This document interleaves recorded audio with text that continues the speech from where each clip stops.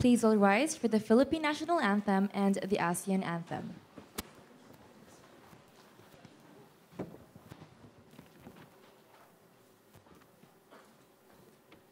Bayang magiliw, perlas ng silanganan, alab ng puso, sa dibdib mo'y buhay. Lupang hinirang, duyan ka ng magiting, sa manlulupig, di ka pasisiin. Sa dagat at bundok, sa simoy at sa langit mong bughaw, may dilagang tula at awit sa paglayang minamahal. Ang kislap ng watawat mo'y tagumpay na nagniningning. Ang bituin at araw niya kailan pa may di magdidilim. Lupa ng araw ng luwalhati pagsinta, buhay ay langit sa piling mo. Aming ligaya na pag may mga api, ang mamatay ng dahil sa'yo.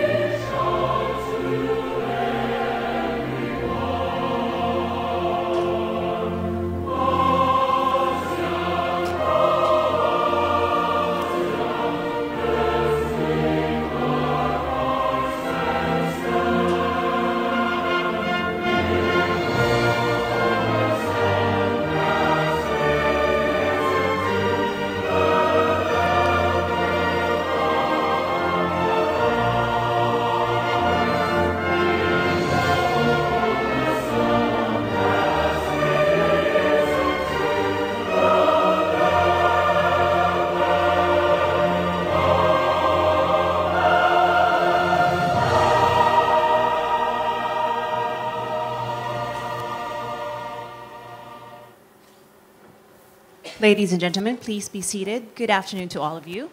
Welcome to the first ASEAN 2017 Dialogues with the theme of Born ASEAN, Safe Together.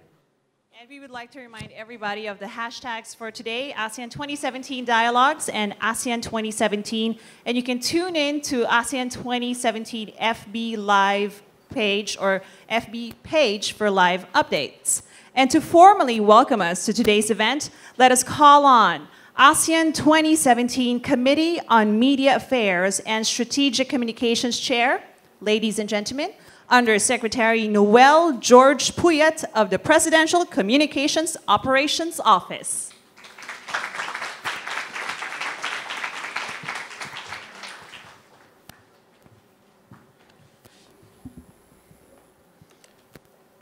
Good afternoon.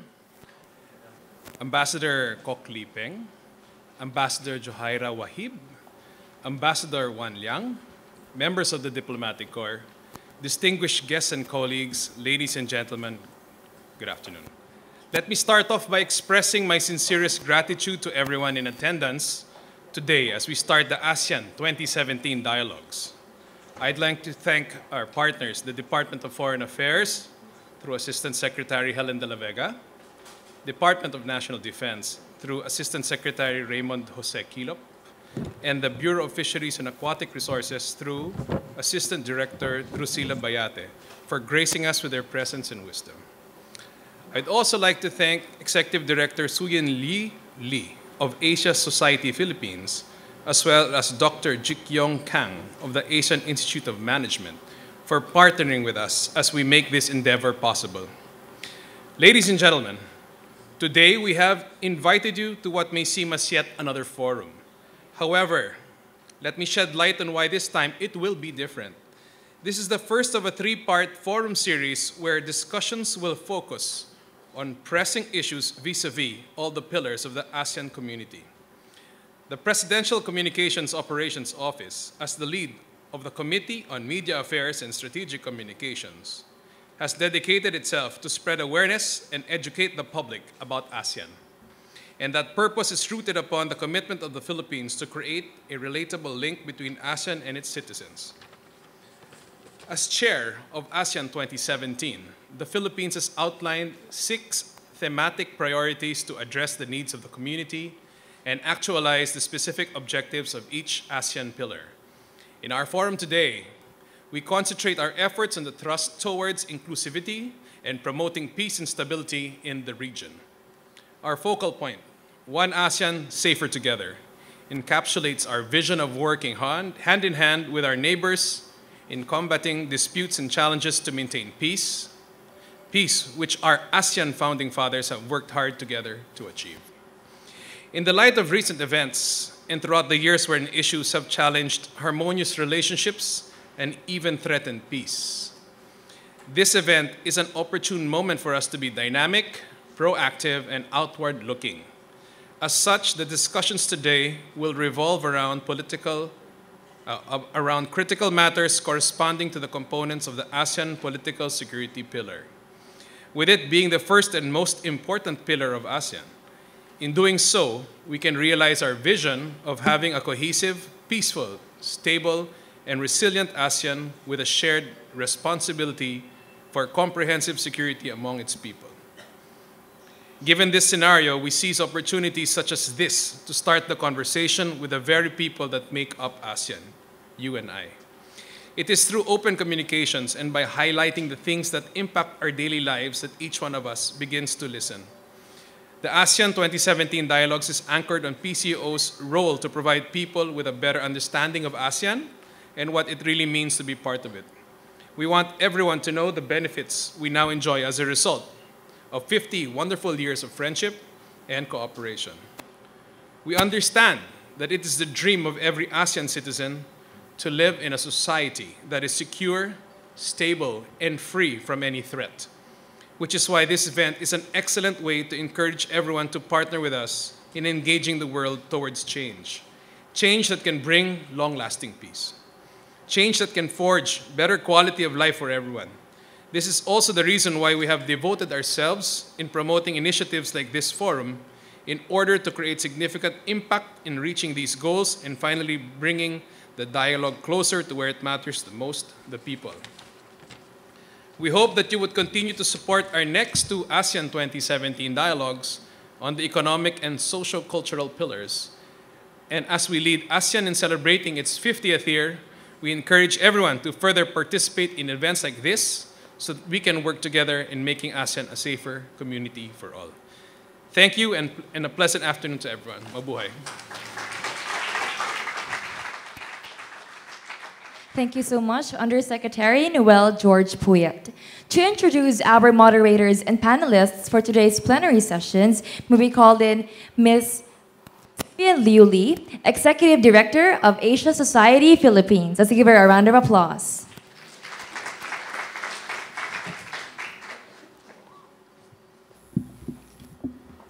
Honorable officials of the Philippine government, members of the diplomatic corps, our esteemed speakers and moderators, representatives of the media, business, and academic communities, and most of all, members of the ASEAN community, good afternoon. On behalf of Asia Society Philippines, in partnership with the Presidential Communications Operations Office, Committee on Media Affairs and Strategic Communications, and in cooperation with the Asian Institute of Management, we warmly welcome you to ASEAN 2017 Dialogues, One ASEAN Safer Together. Today's dialogue is the first of 3. In light of the Philippines' ASEAN chairmanship this year, we thought it necessary to provide a platform for in-depth discussion on each of ASEAN's 3 pillars. Today, we will discuss key security issues and the challenges and opportunities for security cooperation in ASEAN. At Asia Society Philippines, it is our mission to improve understanding and respect between the Philippines and our Southeast Asian neighbors. We have taken it, in part, upon ourselves as an educational organization and the only center among 12 in Southeast Asia to start public discussions about ASEAN and promote mutual understanding between ASEAN nations. Today, we do so through a discussion in ASEAN political security.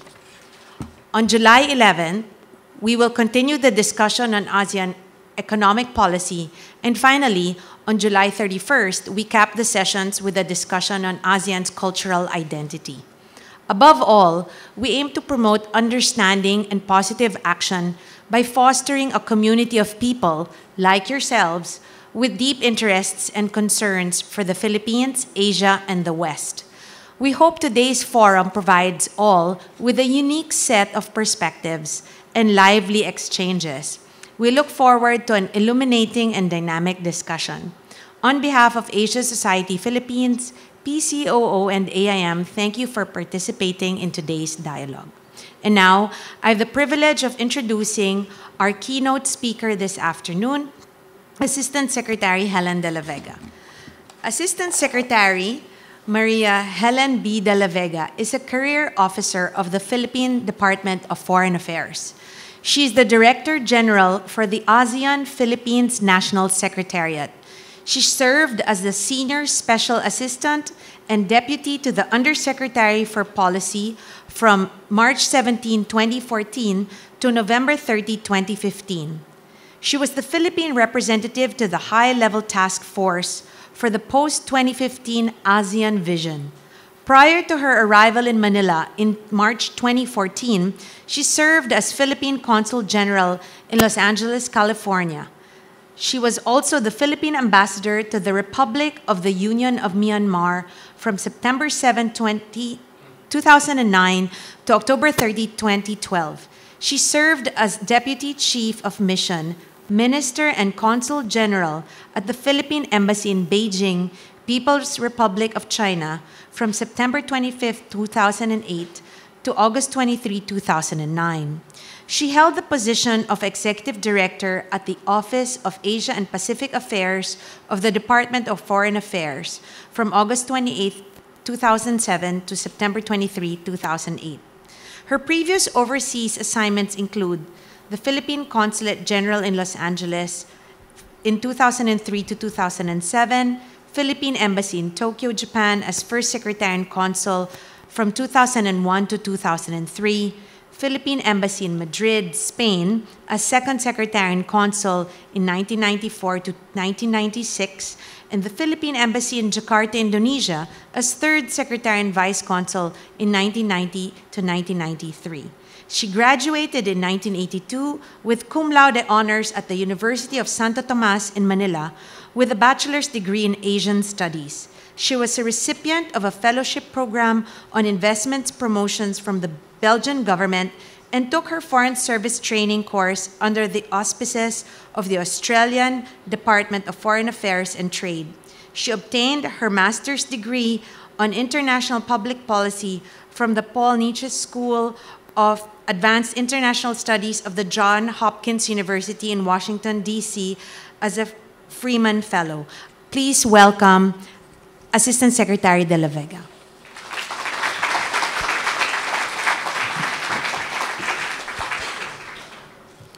Thank you, Suying. Honorable Undersecretary Noel Puyat and ASIC Kissinger from PCOO, ASEC Raymond Kilop from the Department of National Defense, Excellencies and colleagues from the embassies of the ASEAN member states in Manila and the members of the Diplomatic Corps, colleagues from the academe, business, media, the CSOs, and other ASEAN stakeholders, good afternoon. At the outset, let me express my appreciation on behalf of the Department of Foreign Affairs to the PCOO, Committee on Media Affairs and the Strategic Communications, the Asia Society Philippines, and the Asian Institute of Management for co-organizing this three-part forum and webinar most aptly named ASEAN 2017 Dialogues, which discusses the Philippines' ASEAN chairmanship of ASEAN across its three pillars. This initiative will significantly contribute to our collective efforts to increase awareness and, more importantly, sense of ownership of ASEAN amongst our peoples leading up to its 50th anniversary of ASEAN on 8 August 2017. It is said that for the last 50 years, ASEAN was owned and managed by its governments. If we are to ensure the region's continuing growth and success, then ownership of ASEAN must pass from governments to the people. In a survey conducted by the Economic Research Institute for ASEAN and East Asia, we refer to it as ERIA, entitled Voices of ASEAN, What Does ASEAN Mean to the ASEAN People? One key finding is that ASEAN awareness has increased significantly since 2014, but respondents are mostly aware of the economic pillar. The other key finding is that most pressing concerns are non-economic, e.g., corruption, climate change, and natural disasters, income disparity, and social inequality. I am therefore delighted to speak at this first series of the ASEAN 2017 Dialogues, which is focused on the ASEAN political security pillar to help build awareness on our pillar. Later, I will discuss regional security cooperation in light of different transnational security issues obtaining in the region and beyond. The Philippine chairmanship of the ASEAN in 2017 comes at an opportune time when the regional bloc celebrates its 50th anniversary and at the same time when significant strides are being made in the integration of the three pillars of the ASEAN community as guided by the ASEAN Vision 2025. The ASEAN community is our strategic stand and response to members' collective aspirations for political stability and regional security, the integration of Southeast Asia's economies into the global economic trade and investment flows, and ensuring that the people of this community are enabled and empowered to participate and contribute actively in matters pertaining to their well-being and development. Since its modest beginnings in 1967, when the 5 founding members, Philippines, Malaysia, Indonesia, Thailand, and Singapore, signed the Bangkok Declaration, ASEAN has evolved into one of the few success stories in regional cooperation and integration.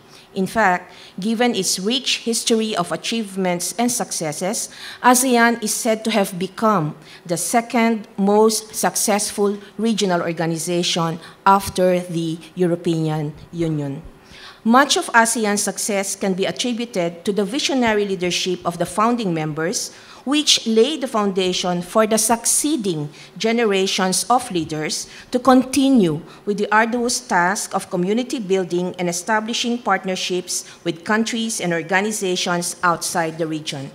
We are fortunate that in our time, our leaders have recognized that the key to promoting peace, security, and stability is by building trust and confidence.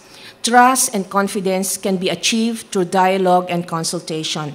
When nations feel uncertain about the intentions of their neighbors, they should talk to them, not build fences or challenge the other to direct confrontation. This concept of peaceful coexistence is embodied in the so-called ASEAN Way, a diplomatic approach which aims to foster good understanding, good neighborliness, and meaningful cooperation among the member states. Moreover, the ASEAN Way embodies the 6 principles of the Treaty of Amity and Cooperation in Southeast Asia, namely, 1. Mutual respect for the independence, sovereignty, equality, territorial integrity, and national identity of all nations. 2. The right of every state to lead its national existence, free from external interference, subversion, or coercion.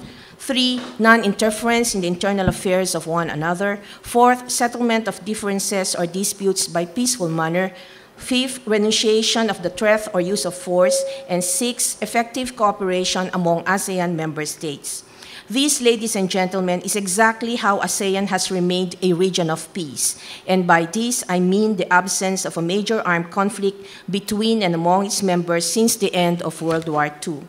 Beyond Southeast Asia, ASEAN has spawned regional mechanisms promoting dialogue and cooperation, preventive diplomacy, and the building of trust and confidence among relevant countries. These mechanisms include, among others, the ASEAN Plus 3, that means ASEAN plus the 3 countries of China, Japan, and the Republic of Korea, the ASEAN Defense Ministerial Meeting, ADMM, and the ASEAN Defense Ministers Meeting Plus, the ASEAN Regional Forum, and the East Asia Summit. This web of dialogue partnerships and consultation mechanisms, along with the habits of cooperation that they have developed, constitute the regional security architecture of the Asia-Pacific region. Its goal is to promote trust, confidence, and understanding among Asia-Pacific nations. Ladies and gentlemen, ASEAN is central to this architecture.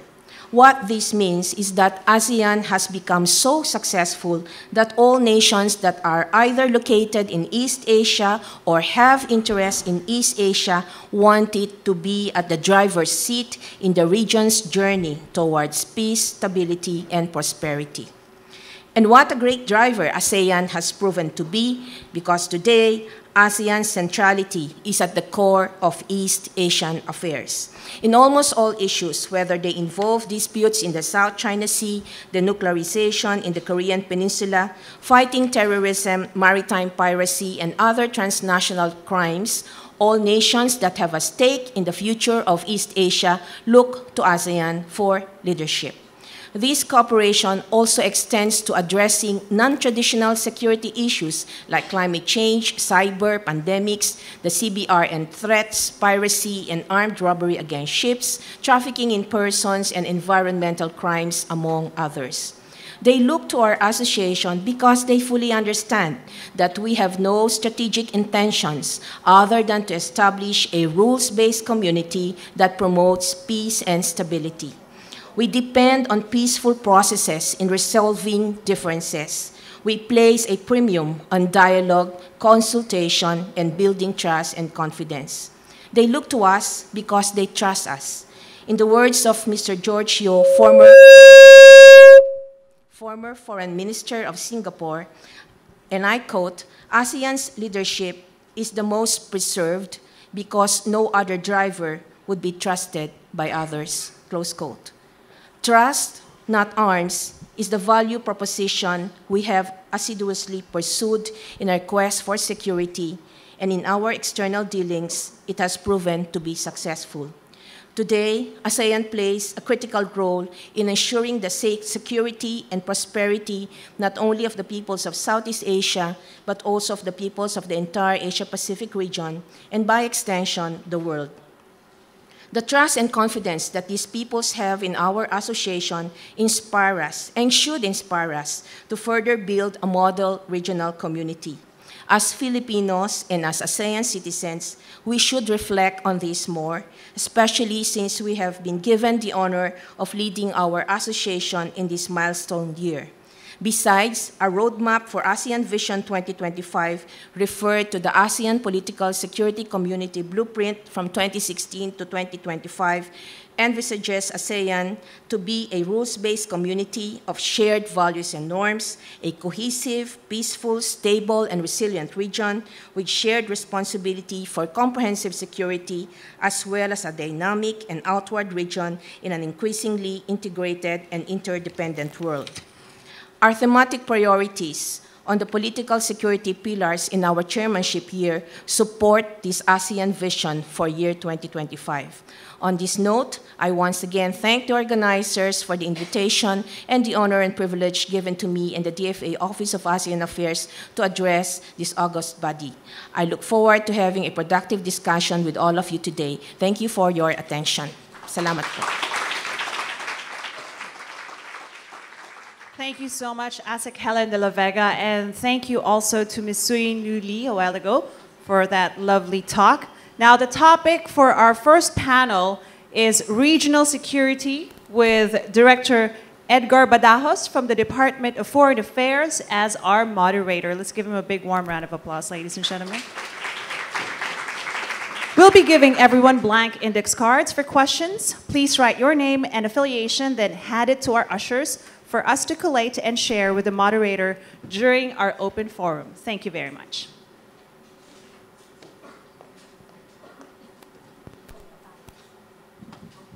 Okay, good afternoon, everyone. It's my pleasure to moderate our panel session today, which is on peace and stability, which of course is the first thematic priority of our ASEAN chairmanship.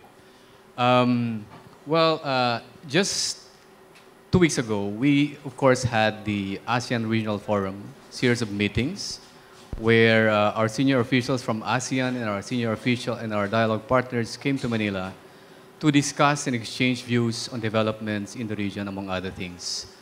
And in their discussion, they had this opportunity to exchange views and ideas on opportunities to promote bilateral, sub-regional, and multilateral cooperation to address and promote greater cooperation in the region.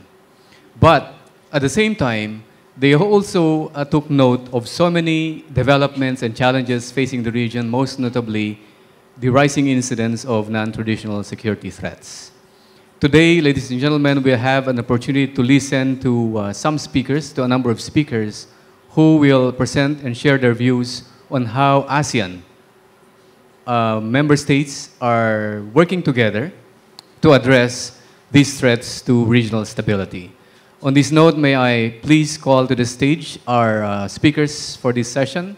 The first one is the Honorable Assistant Secretary Maria Helen de la Vega. Please come up the stage. We also have with us Assistant Secretary Raymond Kilop of the Department of National Defense.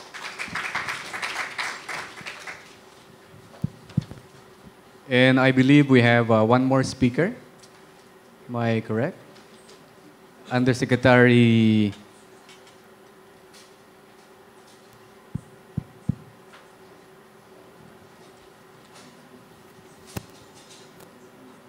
Assistant Bureau Director, Drusilla Esther E. Bayate, may we request you to please join us on stage. Ma'am.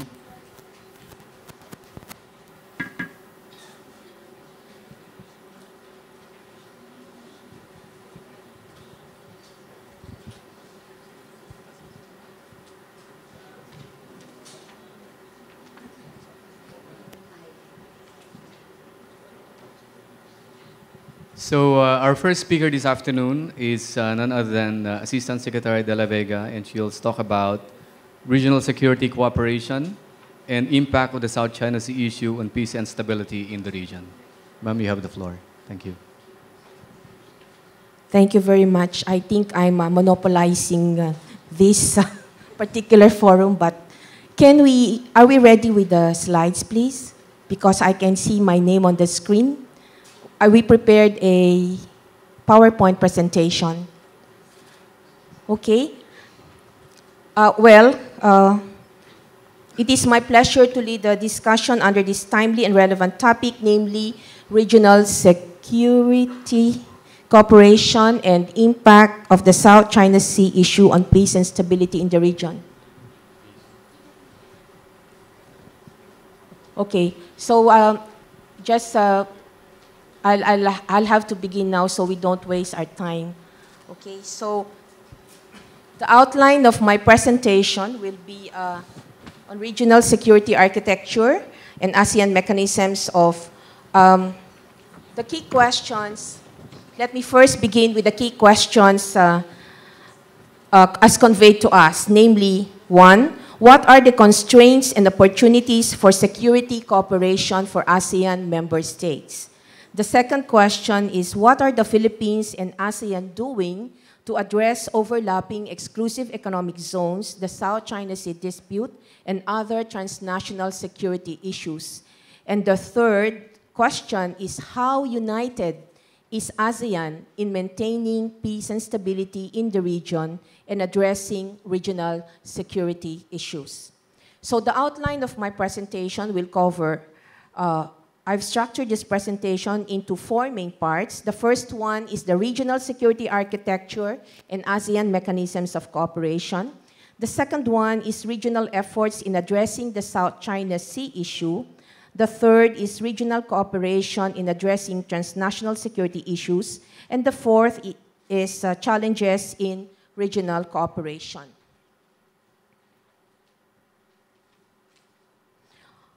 On regional security architecture, many international relations scholars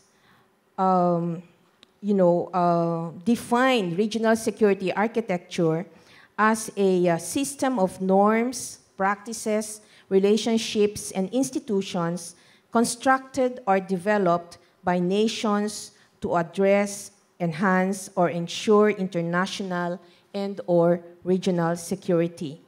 ASEAN, along with its associated mechanisms, presents a good example of regional security architecture.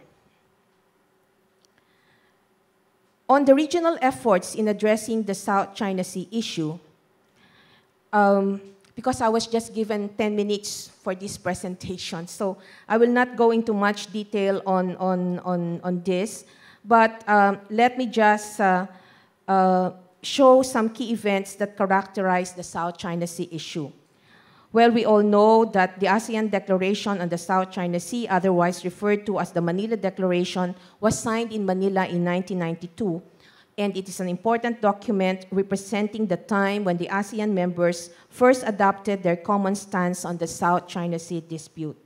In the midst of the tensions created by the occupation of the Mischief Reef in 1995, ASEAN and China launched into a 5-year protracted negotiations to agree to a political document with the 2002 ASEAN-China Declaration on the Conduct of Parties in the South China Sea, or the DOC as commonly referred to, which was signed in Phnom Penh. The DOC was signed as a step towards the adoption of a more binding Code of Conduct, or COC, which defines the rights and responsibilities of the parties concerned to further promote peace, stability, and development in the region. The ensuing years from that time, 2002, have seen the parties' efforts to implement the DOC in an effective way. These efforts include the convening of regular ASEAN-China senior officials meeting on the realization of the DOC to provide guidance for and review the implementation of the DOC, and to establish a working group to both draw up the guidelines for the implementation of the DOC and to provide recommendations to the ASEAN-China senior officials meeting on policy and implementation issues. The first SOM DOC was convened in Kuala Lumpur in December 2004, while the inaugural meeting of the Joint Working Group on the DOC was hosted in Manila in August 2005. Failing at efforts on resolving the issue bilaterally, the Philippines instituted an arbitration case against China under Annex 7 of the UNCLOS in 2013. Meantime, ASEAN and China has officially commenced the consultations on the COC. The diplomatic tensions between Philippines and China peaked when the arbitral tribunal issued on 12 July 2016 ruling, which overwhelmingly favored the Philippines. Following the assumption to office of President Rodrigo Roa Duterte, Philippine-China relations has taken a new direction, with the new president adopting what the Chinese characterized as a positive, friendly, and constructive position on the South China Sea.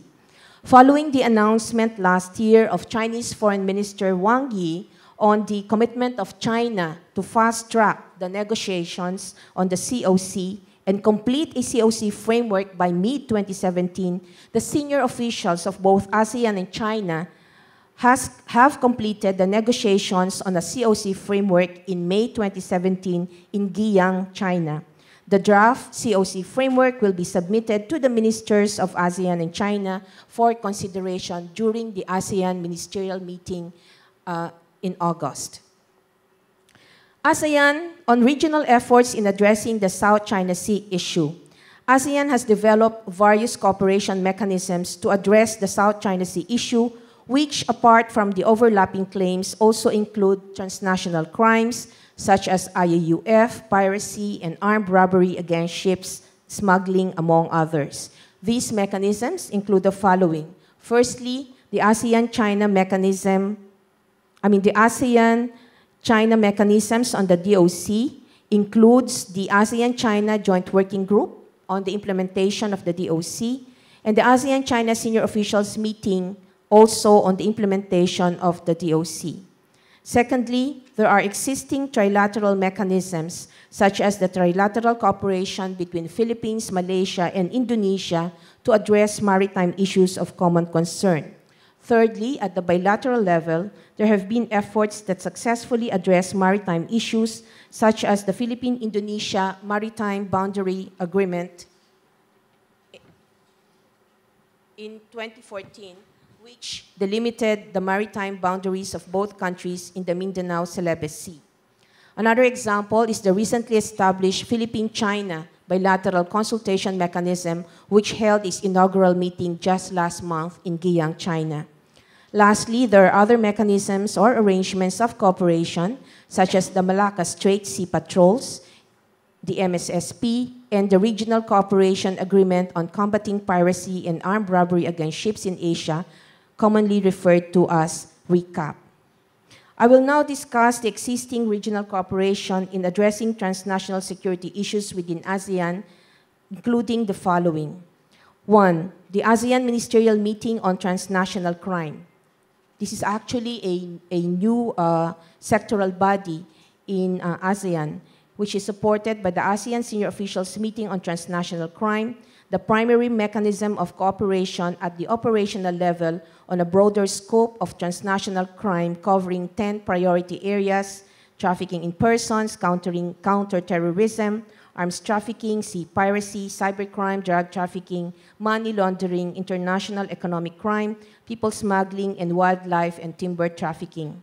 Secondly, under the ASEAN Region Forum umbrella, there is an intersessional meeting on counter-terrorism and transnational crime, commonly referred to as the ARF-ISM on CTTC, which deals with the following priority areas: illicit drugs, CBRN, that stands for chemical, I referred to this earlier in my speech, chemical, biological, radiological, and nuclear. Third is the ICT security, and fourth, counter-radicalization, and fifth, trafficking in persons. Thirdly, the ASEAN +1 mechanisms, I think the screen is now, we are now on regional cooperation on transnational security issues. Next slide, next slide, next slide. You're going back. There, thank you. No, one more, one more. After that slide, ma'am. We've just seen it a while ago. Regional cooperation in addressing transnational security issues.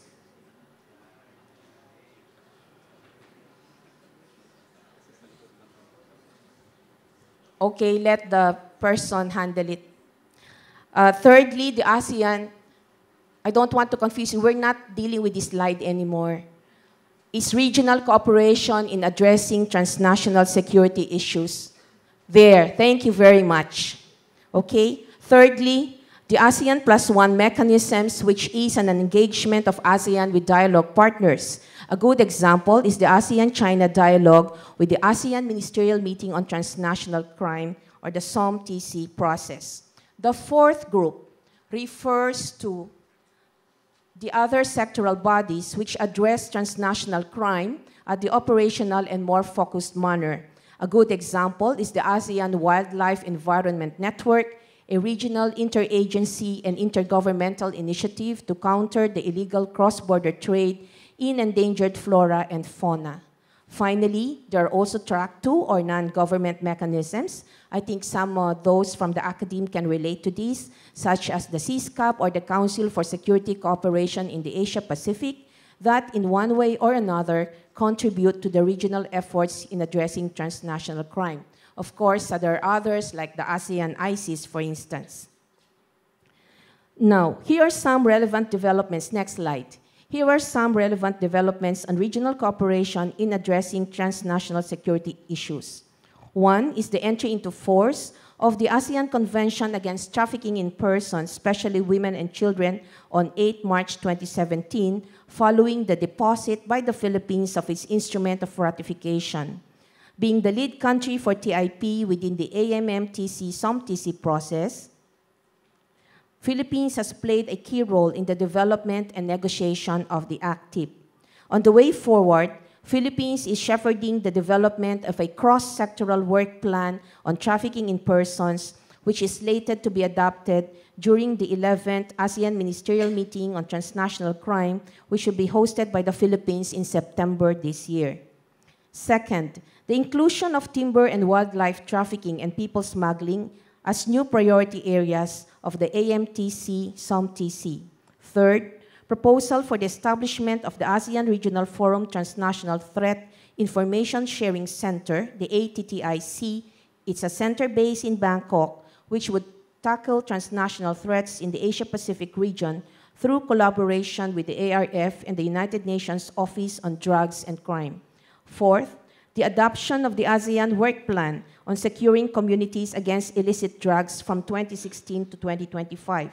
Aligned with ASEAN Political Security and Socio-Cultural Blueprints 2025, the ASEAN Work Plan 2016 to 2025 will guide member states' activities and cooperation on drug matters.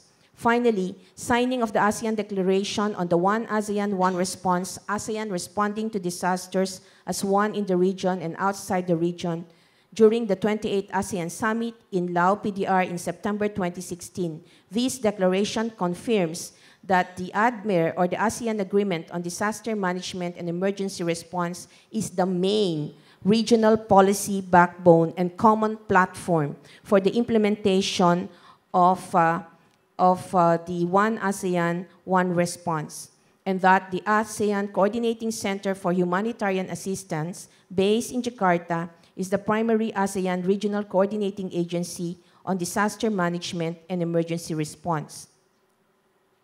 It also recognizes the role of AHA Center at a later stage to enable ASEAN to respond to disasters outside the region.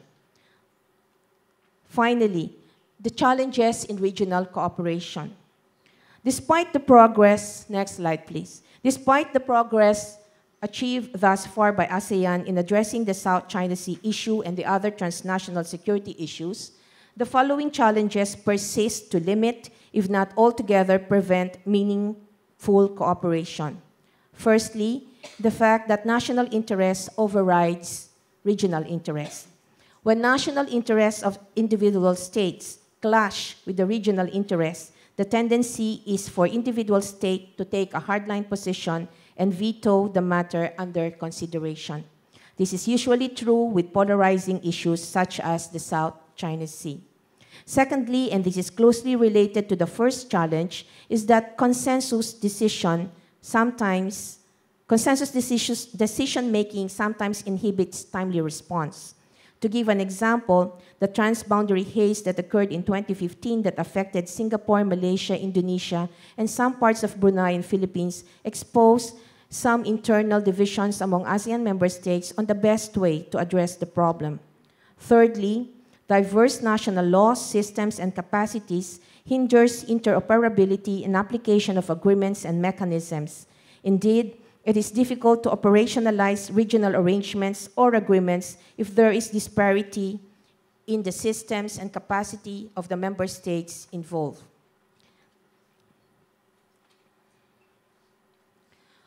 On these first three bullets that I just mentioned, the happy side of it is that AMS, or the ASEAN member states, are exerting best efforts to implement programs and projects mindful of the need to preserve ASEAN unity, solidarity, and centrality.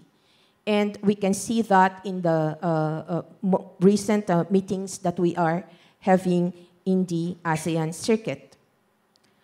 Fourthly, and perhaps the biggest roadblock in practical cooperation, involves sovereignty issues concerning disputed areas. For example, with respect to the exploration, development, and utilization of mineral resources, the provisions of the Philippine Constitution are unambiguously restrictive. Even bilateral or multilateral cooperation in soft areas, such as humanitarian assistance and disaster response and marine scientific research, becomes problematic if the issue of jurisdiction or enforcement zones are raised. Finally, the state dynamics of the relations among major powers in the region have a bearing on ASEAN centrality. Like the principles of non-interference and consensus building, ASEAN centrality, which requires that ASEAN take the leading role in the conduct of its affairs, is a widely accepted norm in ASEAN, which all the external parties must respect at all times. Because of competing interests of major powers on some issues, ASEAN can sometimes be put in a difficult or placed in a difficult position to take sides on issues. Thank you for your patience. That ends my presentation. Thank you. Thank you, Asik Helen, for your very extensive and impressive presentation on efforts at the national, bilateral, and regional to address these rising incidents of non-traditional security threats. I think what we'll do is we will ask all our speakers to first deliver their presentations before we open the floor for the open forum. So our next speaker is Assistant Secretary Raymond Kilop of the National Security of Philippine National Defense Department, and he will make a presentation on national defense capabilities against transnational security issues. Assistant Kilop, you have the floor. Thank you. Thank you, Director Badaos, and good afternoon, everyone. First, let me thank the organizers, Yusek Noel Puyat, for inviting us today. Asek Helen, of course, was a very good supporter and partner as far as ASEAN-related matters is concerned, the Asian Society. Excellencies, it's nice to be here. Let me just preface my remarks by saying that I did not prepare a PowerPoint presentation simply because I don't usually prepare PowerPoint presentations nowadays. I would anecdotically say, one, because I don't have power, but hopefully I will be able to make some point. So no more PowerPoint presentations. Secondly, I was given a set of questions which will supposed to be take off the discussion, and I thank Asek Helen for answering a lot of those questions, especially on the South China Sea, that will spare me of the hassle of having to go through that issue, and instead provide me the opportunity to focus on a particular aspect of the political security pillar, which is defense cooperation. Okay. So I simply have a couple of points, and in trying to answer the questions that were given to us by the organizers, let me start with the third one, moving backwards. The third question is, how united is ASEAN? It all depends how you look at ASEAN. If you look at ASEAN as one cohesive, coherent body, wanting to have a common position all the time, I'm telling you, you will be frustrated. Because ASEAN is exactly the opposite. We would always say in ASEAN, ASEAN is diverse. The problem is, looking from the outside, certain analysts would have the tendency of expecting so much from the association. I must apologize to Asek Helen. Sometimes I get to be too frank and candid. They expect so much from the association, so much so that they look at the association as if it were a cohesive whole. I'm telling you, based on experience, and some analysts would agree with me, that is not the case. ASEAN is more, notwithstanding the fact that we now have the charter, from my own sense, it's more of 10 countries banded together under the brand name of ASEAN. So how united is ASEAN? It all depends how you look at it. So the next question is, would our world be in a better place without ASEAN if ASEAN is such the case? The answer, and everybody almost agrees, even those critics of ASEAN, and I would reference senior professors of the University of the Philippines when I say this Southeast Asian region could have been a lot worse without ASEAN. So, notwithstanding all the criticisms that people hurl at ASEAN, this region is still a lot better, not worse, because you have ASEAN. But please don't expect too much from ASEAN. Don't expect ASEAN to solve all our regional problems. It was never meant to be that way anyway. ASEAN simply was meant to, put the sensitive issues on the sides. I will discuss that later on. So, I've answered the third question. The second question, which is how do we address overlapping territorial boundaries? There are various ways, and ASEAN Helen gave you a very comprehensive way by which ASEAN approaches that.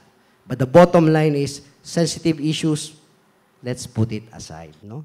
Give the next generation something to trouble themselves with. The current generation should not solve those problems, which sometimes is a wise thing. Right?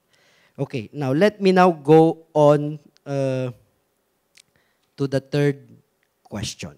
No? But before I try to answer the first question actually, which is the constraints on opportunities, let me just inject or insert a couple of points. One is, if you look at the way defense cooperation in ASEAN has evolved, you could observe rightfully that it has evolved from the stage of security dialogue to practical cooperation.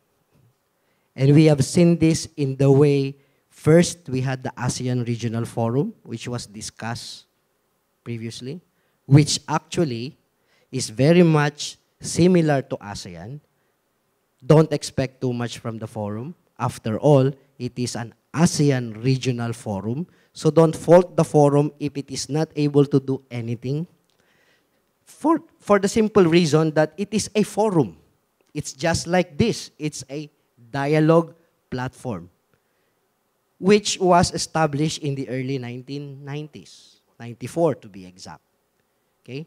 At the time when you needed to have a platform for security dialogue.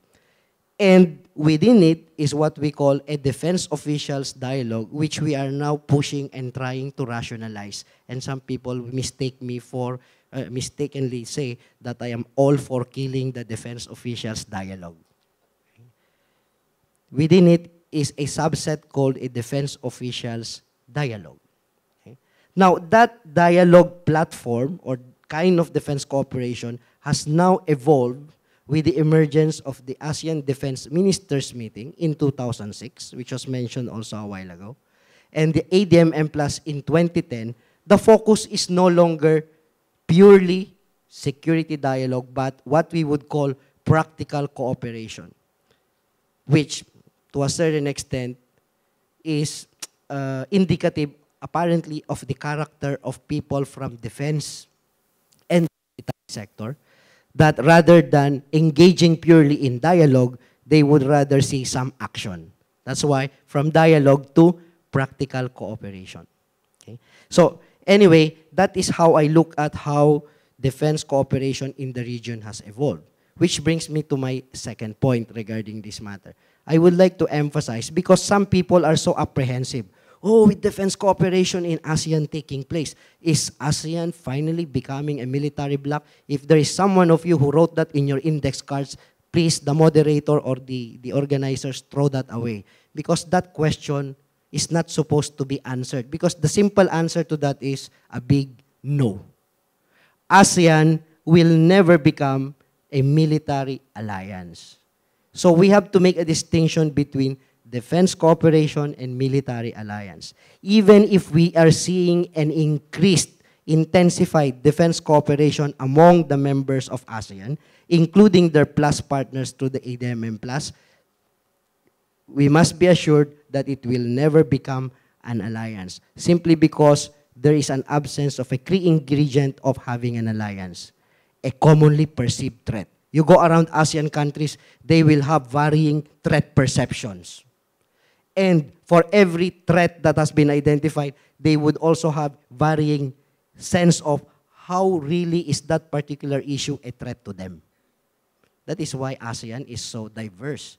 It's actually a miracle that we are able to bring together all the ASEAN countries together. It's already a miracle given the diversity in the region. Now, having said that, let me now go to answering the third question, which is actually the first question. Constraints. What are the constraints? You know, the first constraint from my point of view, which I forgot also to tell you. Please do not take anything I say in this dialogue forum as the official position of the Department of National Defense. They are purely my own personal interpretations, okay? Because they have not been cleared by the Secretary of National Defense.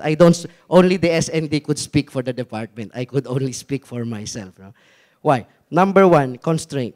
The constraint, I think, from my point of view is, as was already discussed, if you've taken a look carefully at the presentation of ASEC Helen, what was there? Non-traditional security issues.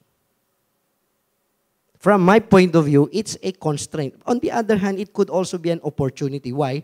Because as academics would always say, in order to promote cooperation, why don't we focus on the low-lying fruit? Have you heard about that? It's low-hanging fruit. The non-sensitive issues, the non-traditional ones. That is the reason why if you look at ASEAN, the focus is non-traditional security issues. Fine, we are cooperating in addressing what? Non-traditional security issues. It could be an opportunity because it allows you to cooperate, but it's also a constraint because you are not able to directly tackle more sensitive issues. So from my point of view, that is a constraint, no? Which is related to the ASEAN way of, pushing under the rug, putting under the carpet, so to speak, all sensitive issues. As I said, give the future generation something to talk about. The second constraint which I would like to point out, and there are a lot of course, but you need an entire semester or even an entire master's degree to really examine the constraints of ASEAN. As far as defense cooperation is concerned, sustainment of initiatives. And that explains why, as I will be discussing later on, during our chairmanship, we are actually not launching new initiatives as far as the Defense Department is concerned. What are we doing? We are actually trying to rationalize things. I will discuss that later on. Why? Because we have observed that it has always been a practice every time you have a new chair, wow, there is a new initiative that is launched. During its chairmanship, the following year, where is it? Gone, forgotten, not sustained. And I'll discuss those in a little while. I'll run through them and you tell me if you still hear of them in your consciousness. So I would only focus on two constraints. One is that the focus is still purely non-traditional. You start bringing up traditional issues or sensitive issues, you will be cautioned, let's not discuss that. No? We would rather have, a good meeting rather than to have a,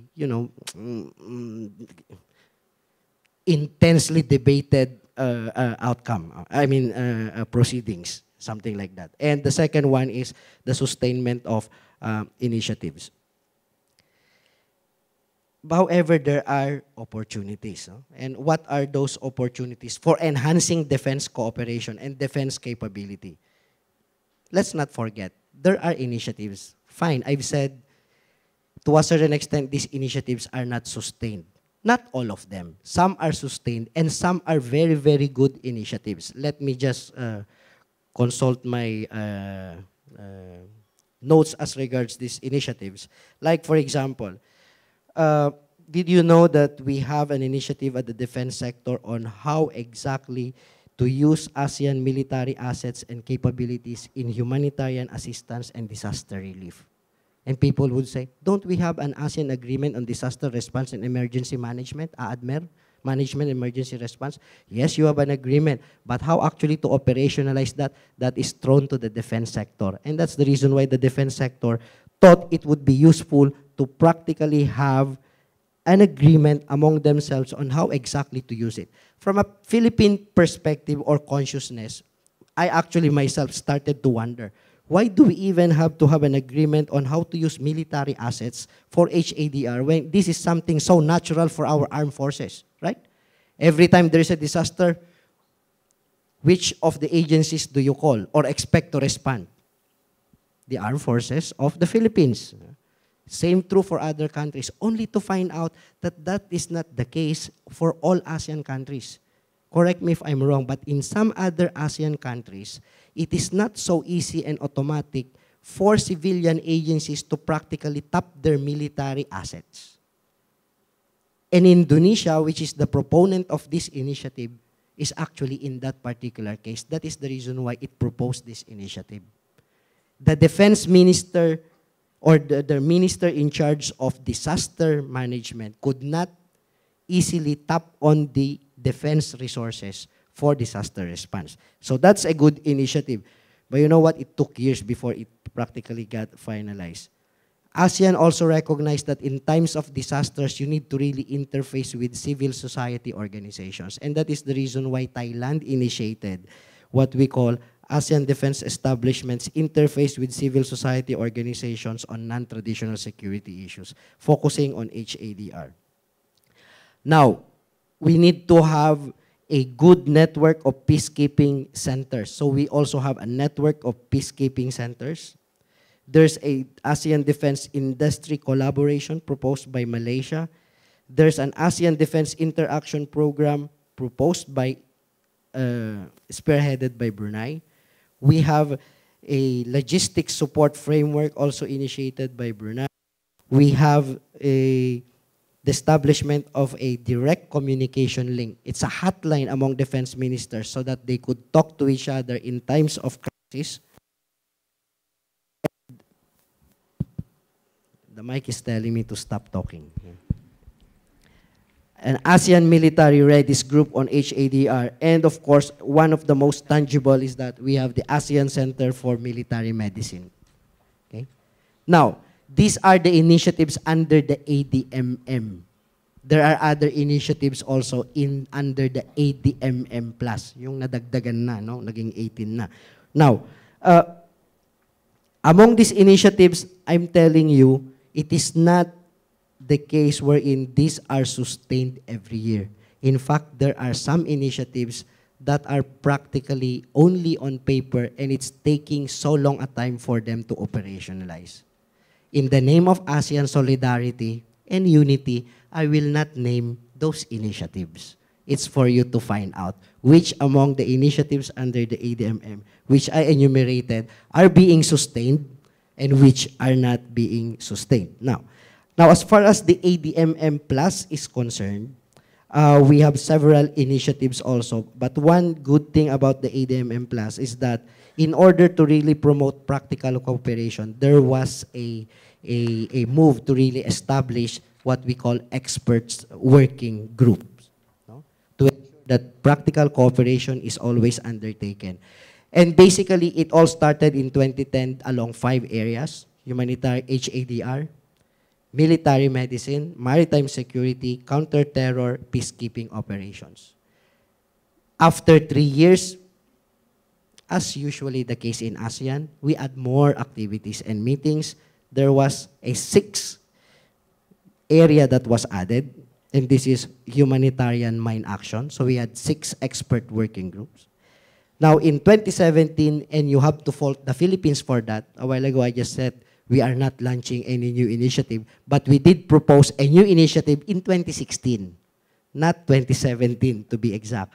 The establishment of a cybersecurity working group under the ADMM+. So now, there are 7 of them. That is the reason why, related to that, we have proposed during our chairmanship of ADMM+, that we take a second look at these experts working groups so that by the next cycle, which means after 3 years from 2017, we should be able to identify which of the working groups ought to go away, ought to be merged with another working group, and ought to be sustained. So we are taking a second look along those lines. So finally, Director Moderator, let me just end by practically also giving you a snapshot of what we are proposing as initiatives for 2017 under the defense sector chairmanship of the DND. But let me warn you that all these initiatives revolve around the idea of rationalizing, streamlining, doing more with doing less, no? Doing more by having less, so to speak. What are these? we have proposed a set of principles for ADMM-wide education and training exchanges. The idea really is to come up with a set of principles that could be used by all ASEAN defense ministries when they send their forces to other countries for education and training purposes. Because right now, what we only have are bilateral sets of agreements. If we were really to move forward as one cohesive ASEAN whole, we need to have an ASEAN-wide agreement on education and training exchanges. But just like in the case of ASEAN, the ASEAN way, so to speak, we start incrementally or we move incrementally. So we are starting with principles. Hopefully, Singapore, which is the next chair, will take off from that, and that has been our agreement, tacitly with Singapore. I'm putting on the spot Ambassador Lipeng from Singapore. Our agreement is, why don't we have a de facto setup such that the current chair coordinates closely with the incoming chair so that at least you have a 2-year assurance that programs will be sustained.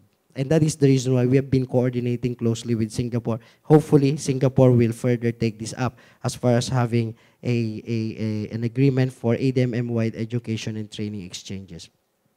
We also do have a second protocol on the various papers that have established the ADMM and ADMM Plus. But what is the second protocol all about? It's actually opening the gates for non-members of the ADMM Plus because there is an increasing demand for that, and there is an increasing realization among the ASEAN defense ministries that we also need to engage those countries that are not originally members of the ADMM Plus, meaning to say those beyond the 18, as observers. So there are certain parameters that have been put in place in order for, like for example, Canada, France, or even another country out there that is not a member of the ADMM Plus, how that particular country could be engaged under the framework of the ADMM Plus. So the Philippines came up with that second protocol.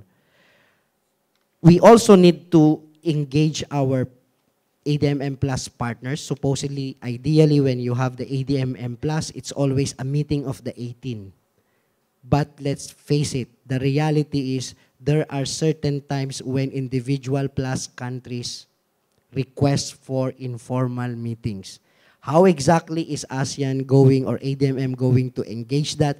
That is contained in a document that is already approved at the SOM level regarding a certain set of guidelines for the conduct of such informal engagements or meetings. We are also proposing a set of guidelines on how our defense forces should be able to interact in the maritime domain. The idea really is it will be so ironic if it is a Navy force from an ASEAN member that bumps into another ASEAN member and conflict arises because of that. That is the reason why we are proposing a set of guidelines for maritime interaction among our defense forces.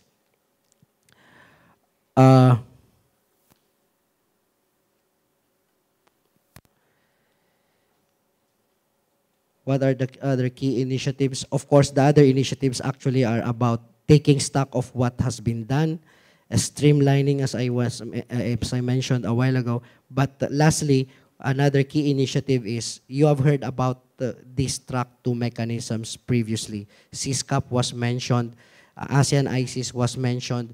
Within the defense sector, there is such a thing as we know as Network of ASEAN Defense Institutions. When that was put up in 2009 in Singapore, the idea really is for that network to provide policy recommendations to the ADMM.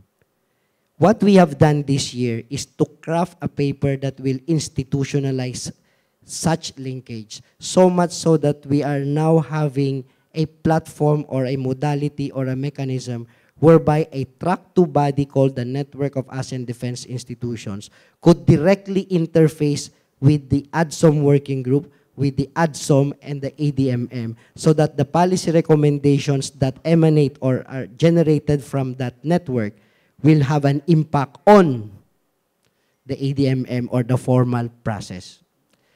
Unfortunately, and this is something ironic, I must share with you. No? Ironically, it is the formal defense track that has started to open the door for that. But did you know that it is the members of NADI, and not all of them, by the way, just a few or a couple of them, and I will not tell you who those countries are, that are actually resistant in making a direct contribution to the ADMM. And that is the reason why in one of their meetings when we were invited to make a presentation, I directly asked them, what would you rather have? Would you rather have a situation where you are a network able to discuss issues for the heck and sake of discussing it, but not having a direct impact on the ADMM process? Or would you rather have a situation where you have direct contributions as far as the formulation of defense policy, as far as the defense sector is concerned?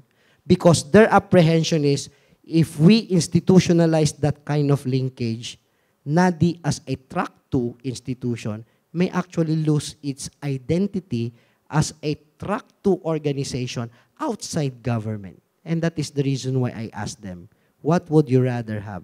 Completely outside of the government sector, but not having an impact on policy formulation, or a situation where you are able to work closely with the formal governmental sector, but at the same time, being able to make a direct contribution. Now, that is something that NADI has to think about. The NADI Secretariat is actually based, Madam Ambassador, in Singapore. But it's something that they need to think about. And again, this is something which we have talked about with our Singaporean colleagues, and perhaps an initiative that actually will be continued and pursued by Singapore. We have practically connived, so to speak, with Singapore to ensure that some of the programs get sustained, and some of the initiatives of Singapore that will be launched next year are actually discussed as early as 2017, which is, I think, a good way of going about it. Now, I think with that, I end the presentation, and I apologize if I have gone over 10 minutes. Thank you. Thank you, Assistant Secretary Kilop, for your thought-provoking personal views. Emphasis on personal, because as you said, these were not sanctioned by the DND Secretary. But I'm sure that many of you in our audience already have so many questions in their mind, but please hold on to your questions. We'll have all the chance to ask them after the presentation by all our speakers. So let me call on our third speaker from the Bureau of Fisheries and Aquatic Resources. Well, as you know, the problem in the South China Sea is not only about overlapping exclusive economic zones, especially with the onset of the United Nations Law of the Sea in 1982. We are also talking about problems dealing with marine environmental degradation. And of course, we also have problems about illegal, unreported, and unregulated fishing. In fact, one of the possible outcome documents of our upcoming meetings of ASEAN in August is an ASEAN statement on combating IUU fishing. And with us here this afternoon to talk about what we are doing in ASEAN to combat these problems facing us in the South China Sea, particularly on marine environmental degradation, overfishing, and other related issues, is none other than Director Esther Bayate of the Bureau of Fisheries and Aquatic Resources. Director Bayate, you have the floor. Thank you. Good afternoon. I'm going to speak on the marine environmental conservation, protection, and the strengthening of regional and national capacities in addressing illegal fishing and poaching. I would rather go straight to my PowerPoint presentation to optimize my time. But I will first want to walk you through the Philippine initiatives before we go into the regional initiatives. I'm going to walk you through just fast on this. First, let me show you the Philippine initiatives on fisheries management and conservation and protection. Next slide, please. From there, we have several initiatives on the closed fishing season, especially for the sardines and small pelagics in the Sulu Sea, the Visayan Sea, Davao Gulf, and Palawan.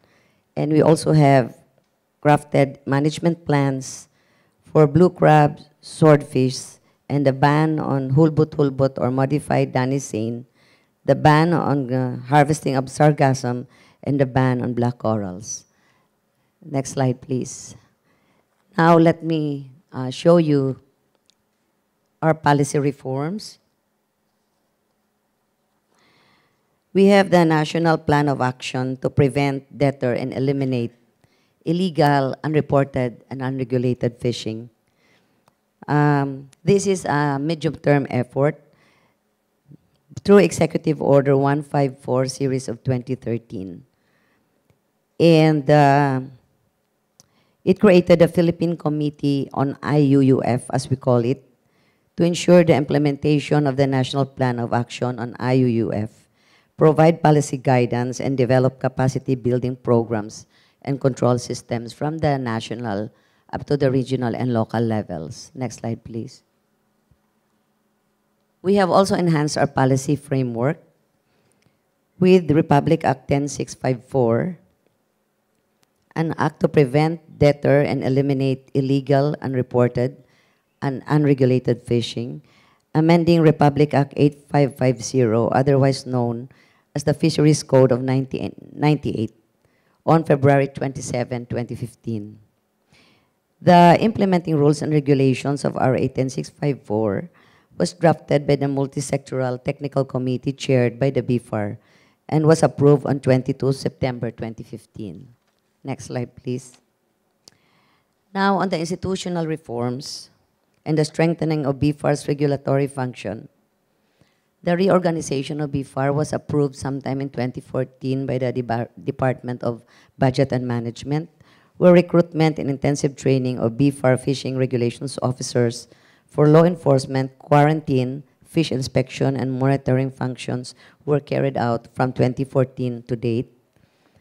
We have also initiated the BIFAR Fisheries e-licensing system, which we call FELIS. That was in 2016, where our registration or our registered vessels have been uploaded and co-shared with several agencies who are into law enforcement functions. We also have the FishR, we call FishR, that is the registration of more than 1.8 million municipal fisher folk as of June 16, 2017, from an initial data of 50,000 fisher folk in 2013. And to date, we have more than 240,000 municipal fishing boats that have been registered as of June 16, 2017. We call this the Boat R programs. These initiatives were for us necessary tool for us to monitor our fishing effort. We also have the joint mobile registration and licensing of BIFAR, carried out by BIFAR, Marina, NTC, and the PCG, of commercial fishing vessels that have been undertaken at the regional and municipal levels. The data will serve as the baseline for the 3-year moratorium on the issuance of new licenses. And to date, there is a moratorium on the issuance of new licenses. This is for us to manage our fishing effort. Now we also implemented the vessel monitoring system. The Philippine flag vessels are now being monitored through a fully functional vessel monitoring system, particularly for those fishing in high seas pocket 1 of the Western and Central Pacific, including Philippine flag fishing vessels authorized to fish in the waters of third countries, such as in Papua New Guinea.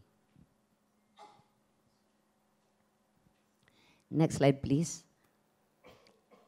On our regional and international commitments, the Philippines ratification instrument of the UN 1995 Fish Tax Agreement, submitted to the UN in 24 September 2014, has entered into force for the Philippines on 24 October 2014. With the implementation of the UNFSA, the Fisheries Management Authority has a deeper legal mooring and more wide-range tools to manage living marine resources. On February 11, next slide please, 2015, the Department of Foreign Affairs has finalized and prepared documents for the Philippines' accession to the 2009 Port States Measures Agreement and acceptance of the 1993 FAO Compliance Agreement. This facilitated the accession and acceptance of the PSMA and Compliance Agreement will further boost the legal foundation, provide more tools for fisheries management.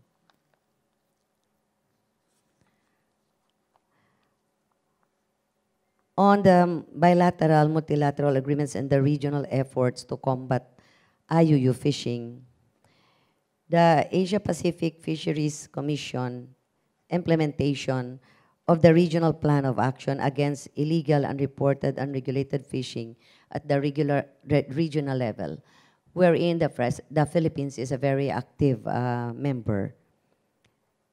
Another platform is the Coral Triangle Initiative, where there is to be implemented a 10-year plan of action also to prevent illegal, unreported, and unregulated fishing. Also, at the APEC High-Level Policy Dialogue on Food Security and Blue Economy Plan of Action, there are all commitments by member states to prevent and deter and eliminate illegal, unreported, and unregulated fishing.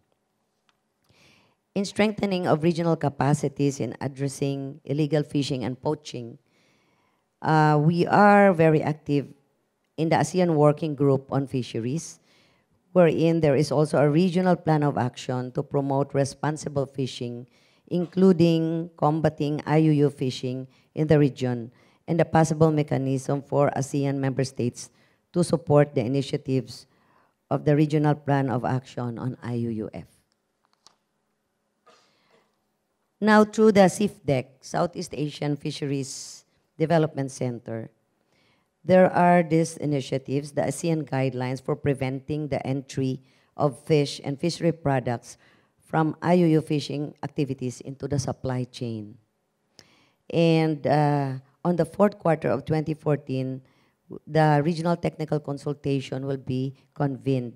This is an annual technical consultation yearly, which will happen on the fourth quarter of 2017, On the traceability system for marine capture fisheries, this is another initiative within the ASEAN.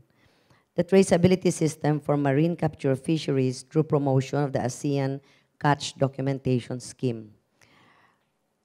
The electronic ASEAN Catch Documentation Scheme was launched at the 49th SIFDEC Council meeting for pilot testing in Brunei Darussalam on June 2017. This initiative on the Catch Documentation Scheme will be a great boost in preventing fishery and aquatic products from entering the global commerce. Another initiative within the SIFDEC and the ASEAN is the regional fishing vessels record for vessels 24 meters in length and over. They have adopted this indicator because there are varying laws within the ASEAN on the sizes of commercial fishing vessels. So I think this will harmonize a bit. There are different sizes. Normally, the Philippine commercial fishing vessels are considered small. They are very small. Although that they fish in the high seas Pocket 1 in the Western Central Pacific compared to ASEAN, other ASEAN vessels, it is still small. But they say that being very good seafarers, Filipinos make very good fishers even in the high seas. So the meeting will be in the third quarter of 2017 to discuss improvement on the RFBR system and the mechanism for data sharing. Another platform is the regional cooperation to support the implementation of the port state measures.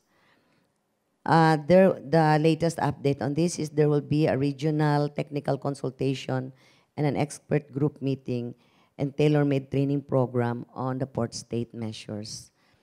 Having the port state measures, this is also one measure wherein it can also stop the entry of illegally caught fish in entering the global commerce, where port states or states where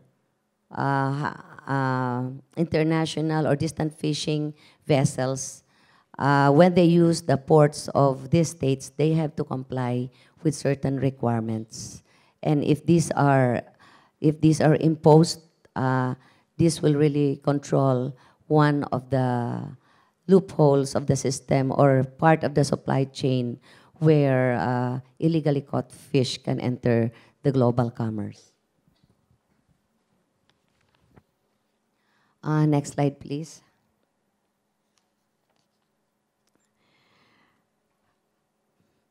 Still within the ASEAN and CIFTEC is the Regional Plan of Action for Managing the Fishing Capacity. We call this RPOA capacity. Each member state has its own fishing capacity. In the case of the Philippines, for example, we try to manage our fishing effort.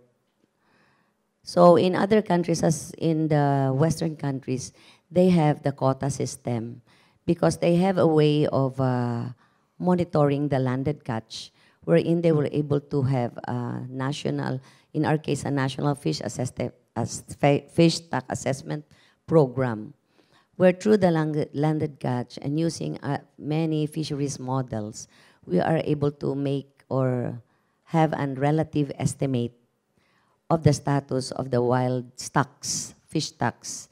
And normally fishing states manage their fishery by managing fishing effort and pegging a ceiling for fishing capacity. So within the ASEAN, there is now an initiative and greater effort in managing fishing capacity so that we avoid overfishing and to have a sustainable fishery resource wherein our fisheries catch are more well managed and within the ceiling. So the latest update on this is the RPOA for capacity, fishing capacity, has been adopted on the 38th AMAF, Asian Ministers for Agriculture and Fisheries meeting on 6th October 2016 in Singapore. These are all the regional initiatives that I can share with you. Thank you and good afternoon.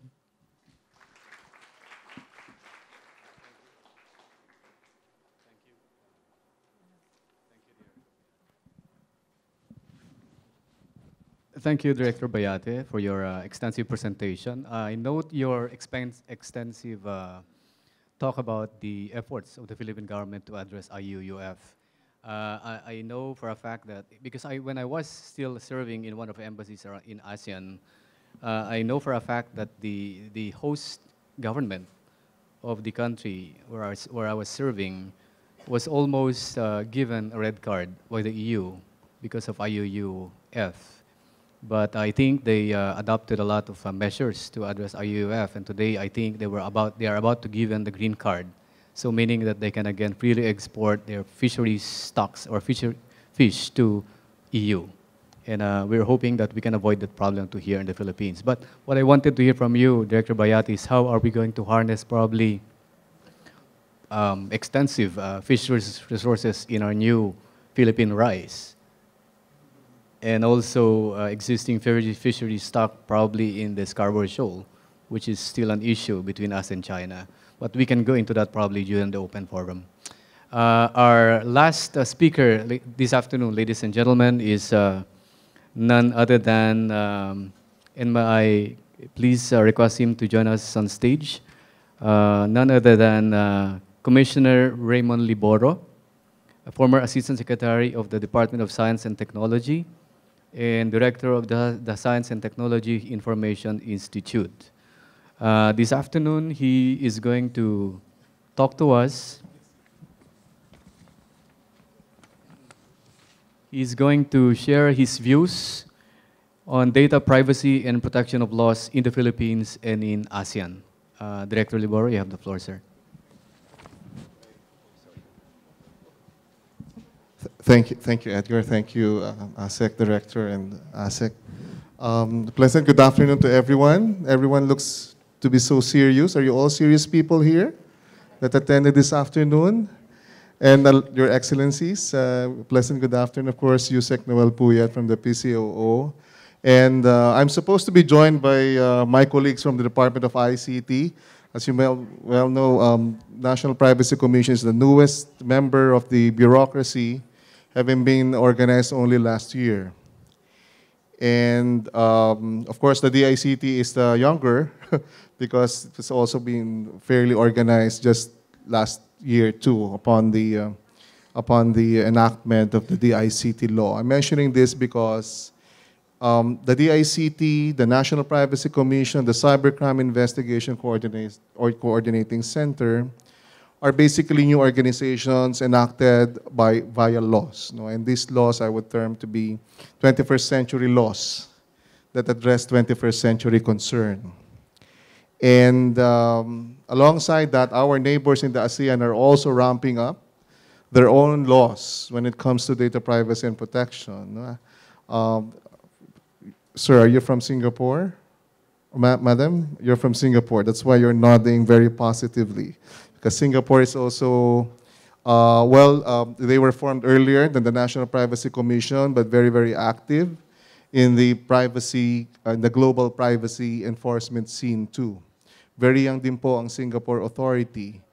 We also have the Malaysian Authority on Privacy, but all over across the ASEAN, ASEC, other countries have yet to actually enact a comprehensive law, their own comprehensive laws on privacy.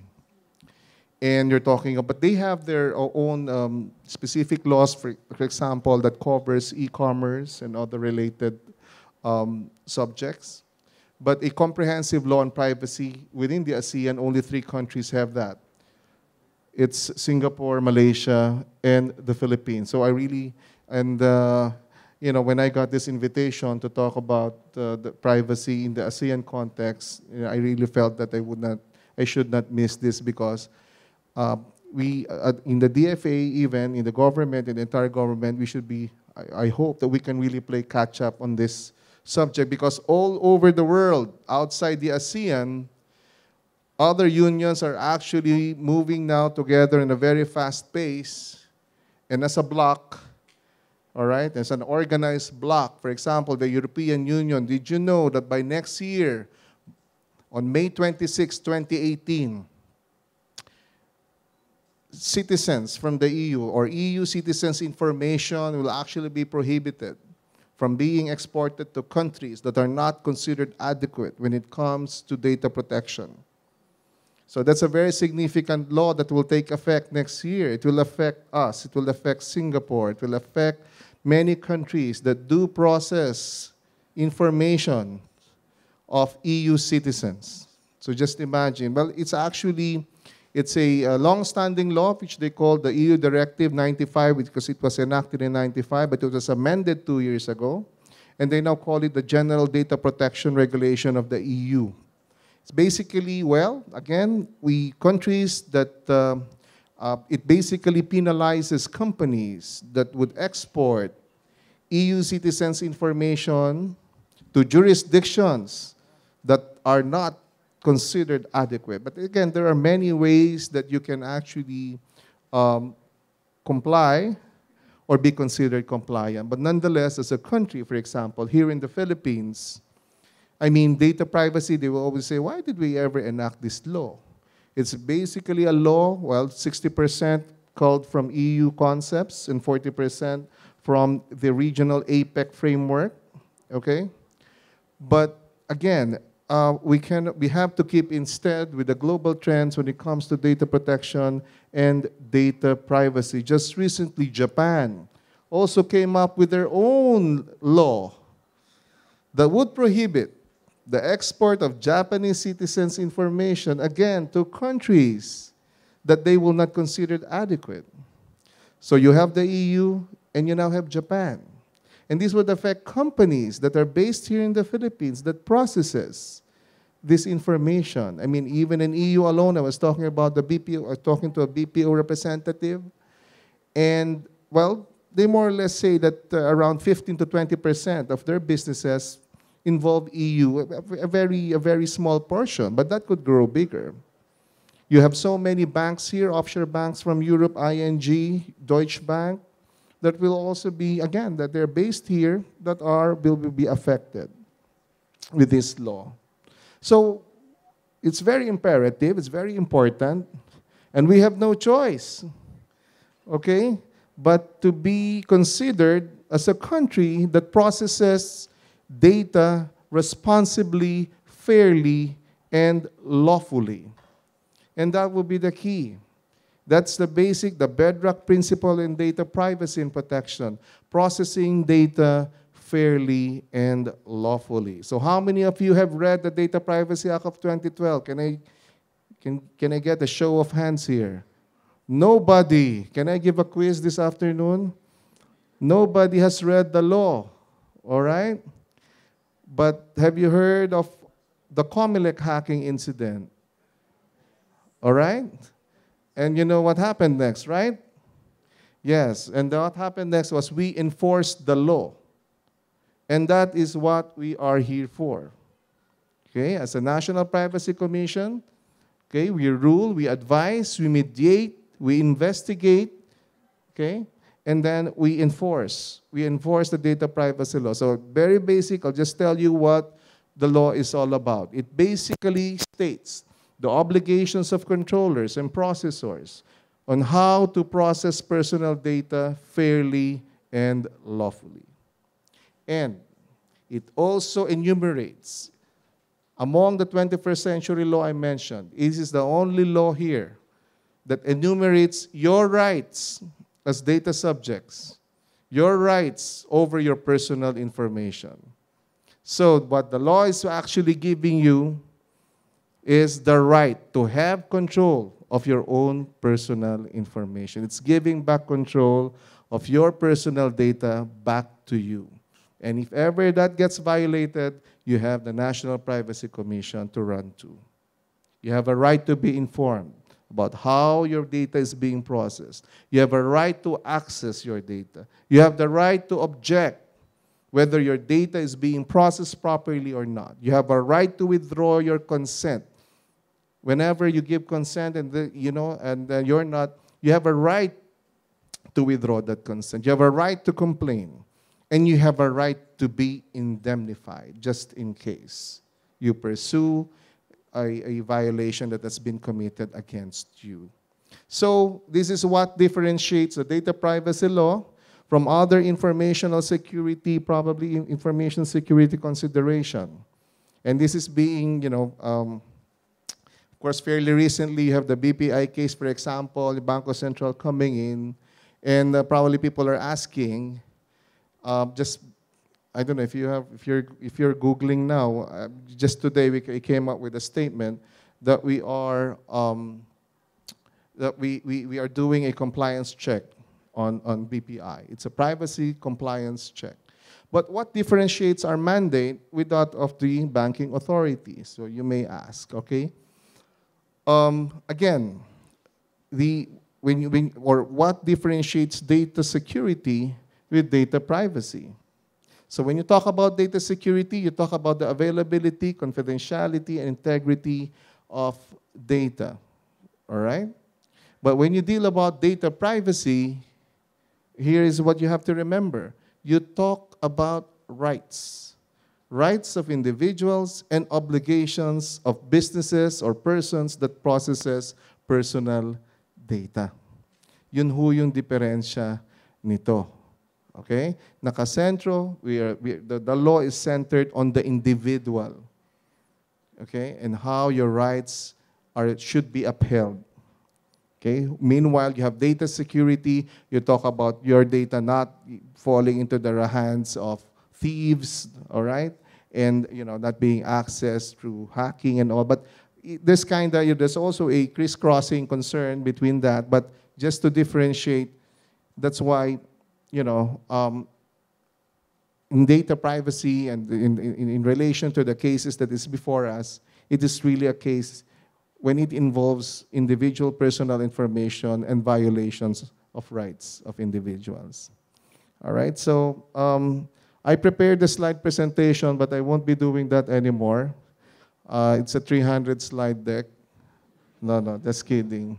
But basically, I just want to give you again, a brief introduction about privacy. And in the ASEAN context, ma'am, we really need to ramp up the privacy and data protection movement here in the ASEAN. Because again, other blocks outside the ASEAN are moving in, and they're moving in concerted fashion, protecting their citizens from,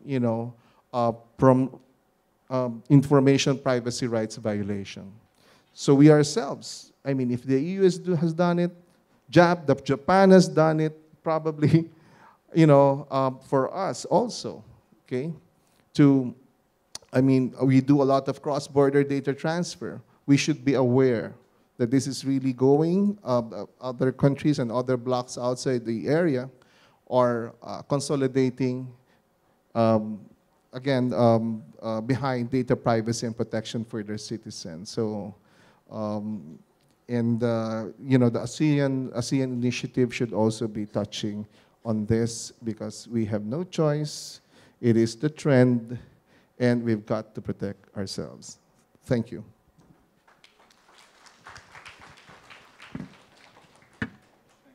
Thank you, Commissioner Liboro, for your presentation. That's really a wake-up call, I think, for many of us, because I myself have not read the data privacy law.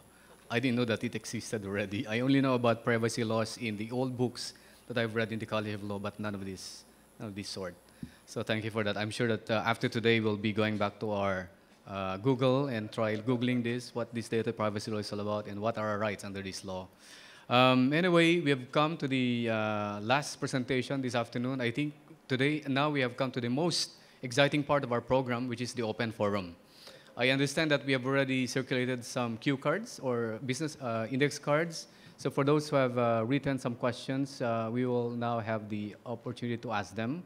And I think if you have some follow-up questions to those that have written, they may ask them, right? If those who have written the questions, if you have some follow-up questions, you're free, I think, to follow up, to pose some follow-up questions. What I'll do is I'll also try to contextualize some of the questions that may be related to ASEAN. So, do we have the questions with us? Oh, you're collecting. Okay. So I think the first question that I have in mind actually is for Commissioner Liboro here, because he was talking about the need for ASEAN to ramp up efforts to protect data privacy in the region. I think now the question is, who should initiate that effort, Commissioner, and how should it be done? Well, as in the case in the Philippines, you need an enabling law to basically start things, and that we did in 2012 when the law was enacted, the Data Privacy Act of 2012. No. And right now we hit the ground running last year when we were organized. We came up with the implementing rules and regulation, and we're really trying to raise awareness about this, and also at the same time raising awareness for everyone to comply. Again, because this is a law that states your obligations. As a controller, when you process personal data, you have obligations under the law to observe. So we were doing all this recently, and we started with government. We held a Data Protection Officer Summit. It's very imperative that you have an accountable officer now in your organization. We call it the DPO. The DPO, it's a Data Protection Officer. All right? How many of you are students here? Raise your hands. Students. Students. Are you students of IT? How many are IT students? No? Legal students? Management students? Well, okay.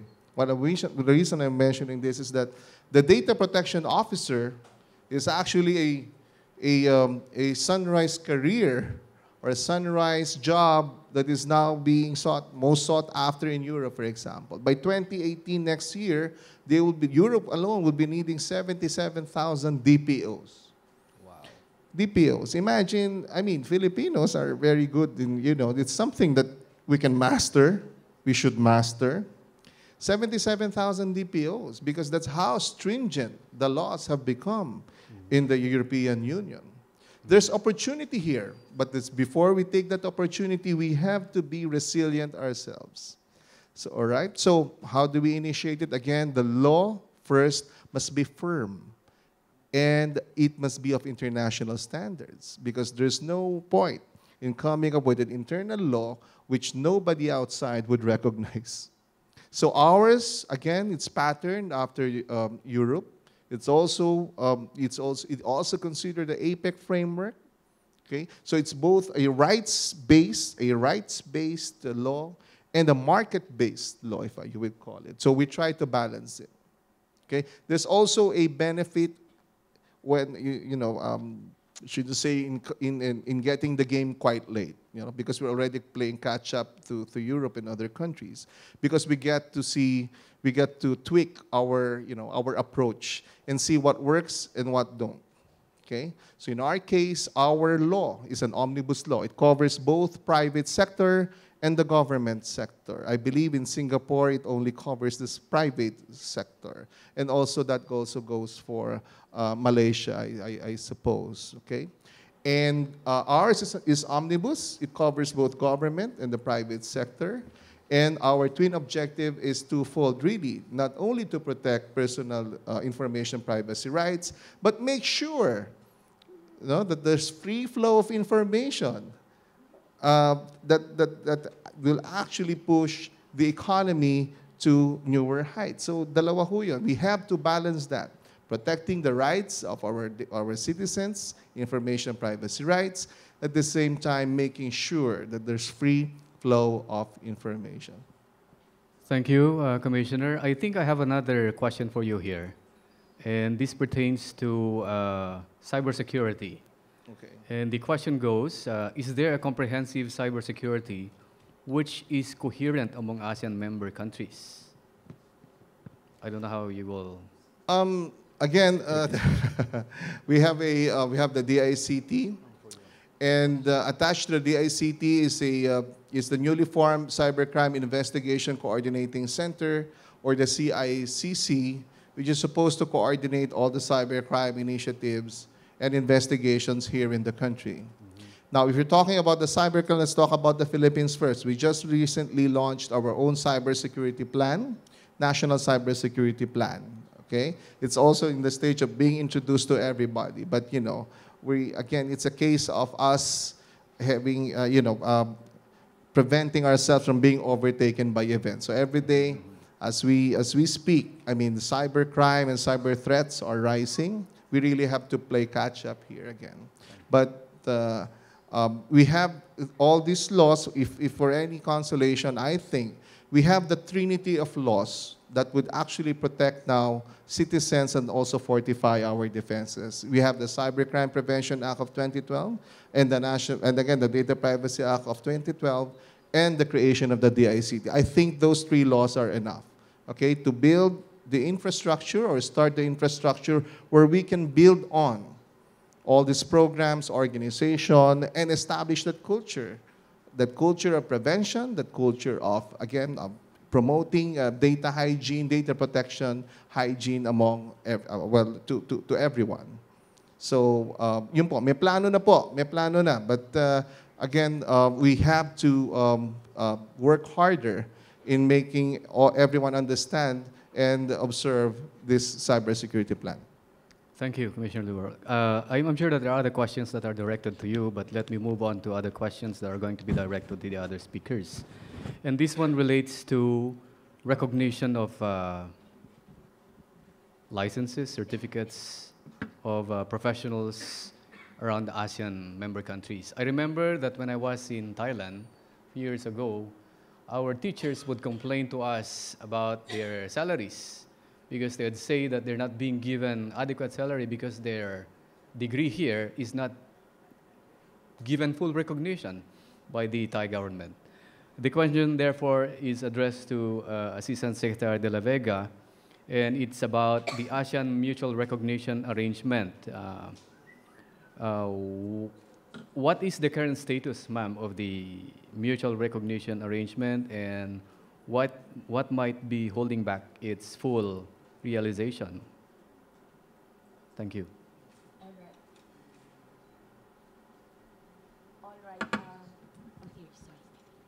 Hello. All right. This question is, of course, in the economic pillar, but nonetheless, part of our ASEAN economic integration process is this particular initiative. It's called the Mutual Recognition Arrangements. At the moment, there are about 8, if I'm not mistaken, that professions, accountancy, nursing, architecture, engineering, tourism. Why would I even miss tourism? Actually, tourism has the most advantage right now because, for instance, tourism graduates, when they get this particular certificate of accreditation from TESDA, they can proceed to an ASEAN member country because there are now openings for this particular job. For instance, His Excellency is here in Myanmar. There were some who went to Myanmar under this MRA. Now, what is keeping it from full realization? I think this is what I mentioned in my earlier slide here on the challenges. Part of the challenge really in ASEAN is the harmonization of the national law with the regional aspiration or the regional law. And this is the reason why we have been asking a very strong linkage or connection with the ASEAN Interparliamentary Assembly. Why? Because as legislators, we are asking them that you, legislators in ASEAN, please, when you do your lawmaking or legislative, functions, to look at how we can harmonize our different national laws. And this is one of the constraints. For instance, if you look at some professions, one country may have a different take on some of the rights or fees or curricula pertaining to one particular profession. So this is one, and I would like to say that a very fundamental factor of why we have not operationalized the entire, if you may call it, for lack of any nomenclature, the entire system. But just like the mantra goes, you want to look at the glass half empty or half full, we have identified 8. And these 8 are already on board and ongoing. Thank you. Thank you, Asek De La Vega. Now, can we move on probably from mutual recognition of degrees to mutual recognition of rights in the South China Sea? So let me talk about the disputes in the South China Sea. As you know, 2 years ago, we filed the arbitration case against China, and we won it. We won it. Now we are in the what we call the post-arbitration award. And you know what has happened with the award? China ignored it and continues to ignore it and will continue to ignore it for the near future or for eternity. So the question is, could you please now explain to us, ma'am, what ASEAN collectively is doing to try to find a durable and lasting solution to disputes in the South China Sea, considering the reaction of China to the award that was issued in 2015, and recent developments, including the conclusion of the negotiations on the framework of a code of conduct in Goyang 2 months ago. You have the floor, ma'am. Thank you, Ed, for your question. I think you should be the one to answer that question, or Asek Raymond. Anyway, let me begin with the national, okay? At the national level. Currently, we are being guided by the president. The president is the chief architect of our foreign policy. So this is where we are right now. The arbitral award stays. Nobody, none, he already said this, the Philippine government has not abandoned it. What he's trying to say is that he will raise it at an appropriate time. So that appropriate time would have to be defined by him, being the chief architect of foreign policy. Now, what was the impact or the effect of such a policy? I mentioned to you earlier in the previous slide that the Chinese view it as positive, constructive, and so we now see a normalization of the previous, normalization of our relations where we had it before. So you saw fishermen going back, for instance, the artisan fishermen going back to Scarborough Shoal to fish, and we are back on our track on the bilateral economic relations. And as far as ASEAN-China cooperation is concerned, we have improved our relations, our cooperation within that framework. And while I think I just mentioned it in passing, for instance, we already have two we call them early harvest measures in our relations with China, where we have come to a point where we are more engaged in building trust and confidence. So what are these two early harvest measures? One is I'm sure you've read it in the newspapers, the MFA to MFA hotlines. In layman's term, it means that if there is a maritime incident happening in this area, ministries of foreign affairs from each member state can call each other and say, there's something going on there, halt, or say, please disengage, or something like that. And we have actually tested that among us in foreign affairs just last March, and it was successfully tested. The second early harvest measure, if ASEC Raymond would like to expound on it, is this Code on Unplanned Encounters at Sea, which we call CUES. And again, what it means, by the name itself, it's a code on unplanned encounters at sea.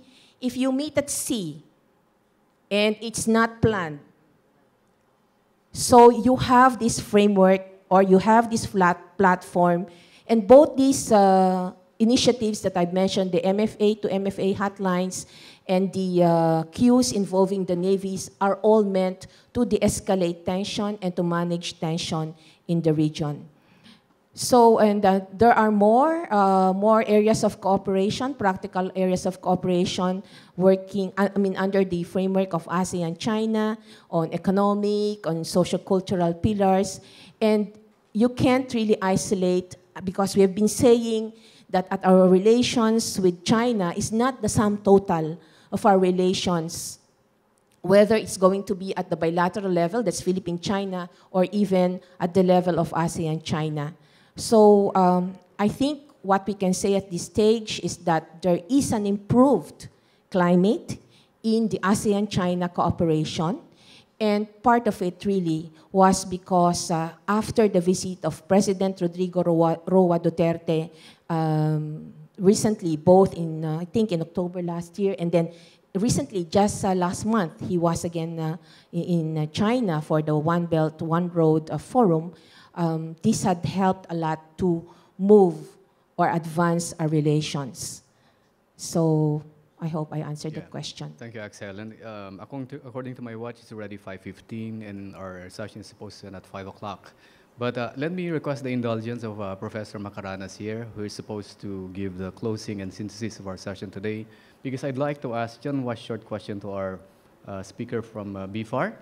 And this pertains to our new Philippine rice, or the former Benham rice. So what I'd like to ask her is, what are we doing to fully harness potential fisheries resources in the area, and also potential fisheries resources in disputed areas in the South China Sea, especially given pronouncements by some of our officials recently that they would like to consider entering into joint development projects with some countries, which are obviously much bigger than us in terms of capacity to explore these resources. So any thoughts on these, ma'am, would be appreciated. Yes. On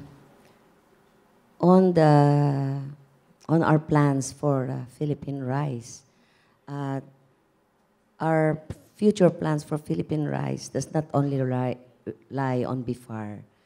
It is an interagency group that is going to have a full research on the area.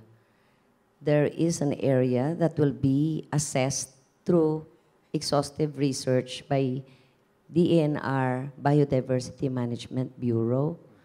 There will also be parts of the research activity that will be conducted by the Bureau of Fisheries of the Department of Agriculture. And for the moment, in the last discussion with BMB and BFAR, we are in full agreement that we need first to have a comprehensive research on the area before we embark into future initiatives or plans for the Philippine rice. Why? Because it is better to have a very good science-based and informed decision-making before we say plunge into whatever commercial activity we intend to do, because the Philippine rice has so much value for us to squander for the present.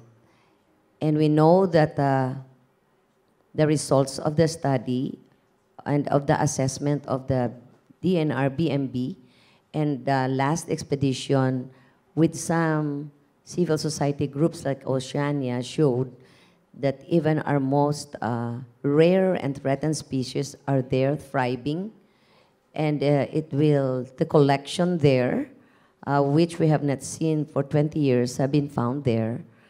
So we say that assessing and knowing what we have there is now the most important initiative to be done for us to have, as I said, a well-informed and science-based decision for its future. Thank you, Director Bayate. I have one last question to ask, and this directed to Assistant Secretary Kilop, because he was the one who actually gave us the most discomfort in his talk today. I could see Assistant Secretary Helen feeling very uncomfortable in her seat when ASEC Kilop said that probably ASEAN is just a conglomeration of 10 countries banded together under a common brand, which is ASEAN. But they're actually just so disunited. Well, anyway, the question for Director Kilop is this. He talked about constraints, and he mentioned about the tendency of ASEAN member countries to put aside or set aside difficult or highly contentious issues and just talk about the low-hanging fruits because they just want harmony, ASEAN way. But is it possible, Assistant Kilop, that the reason why we are now focusing on non-traditional security issues, which you call as low-hanging fruits, is because this is what the current times demand? Or is it a deliberate policy of the ASEAN to just focus on low-hanging fruits or non-traditional security? Or is it because this is what the times demand for ASEAN to do? Your thoughts, please. First, Director, I never said that, and anyone who heard that ASEAN is disunited. When I mentioned those things a while ago, it's actually meant to temper the expectations that we have all the time of the association. And let me make this clear. I am for ASEAN. In fact, my graduate studies is all about ASEAN, the ARF, and ASEAN multilateralism. I love ASEAN, but I am pragmatic about expectations about ASEAN. The problem really sometimes is people would demand so much from the association, such that one, they want the association to solve everything. Two, the association to always come up with a common position, quote unquote. Like for example, how many times has ASEAN been faulted for not having a common position, common position regarding the South China Sea? If you dissect that kind of observation, you will note that it's not true that ASEAN did not have a common position about the South China Sea. ASEAN has a common position about South China Sea, which is the peaceful resolution of the dispute. When people say that ASEAN does not have a common position about the South China Sea, is perhaps they are expecting that ASEAN comes up with a confrontational position vis-a-vis China, right? And if ASEAN is unable to come up with that position, they will say, ASEAN cannot come up with a common position about the South China Sea. Think about it. It's tempering your expectations about ASEAN. That's the first message that I wanted to convey. Then, what's the question again? Focusing on low-hanging fruit. Oh, the low-hanging fruit. I always argue in various fora and in some of the papers that we write, please do not always forget the context. This is the problem when we forget the context. True enough, at this point in time, the low-hanging fruits may be the call of the times, and that is part of the context. But it is also equally true from my perspective that other sensitive issues are also calls of the time. But the context why ASEAN is not able or unable or is not willing rather to directly confront those issues because of the sense within ASEAN that rather than confront these issues head-on directly and not have harmony, why don't we sweep it under the rug in the meantime, and perhaps in the future, a more opportune time may come for us to discuss these issues. And for all you know, it may work. Why? Because in the context of ASEAN experiences among its members, that kind of a setup or a context practically work. Proof, tell me, is there ever an ASEAN member who went to war against one another or against the other since the time ASEAN was established? None. So that kind of approach work for ASEAN or within or among ASEAN members.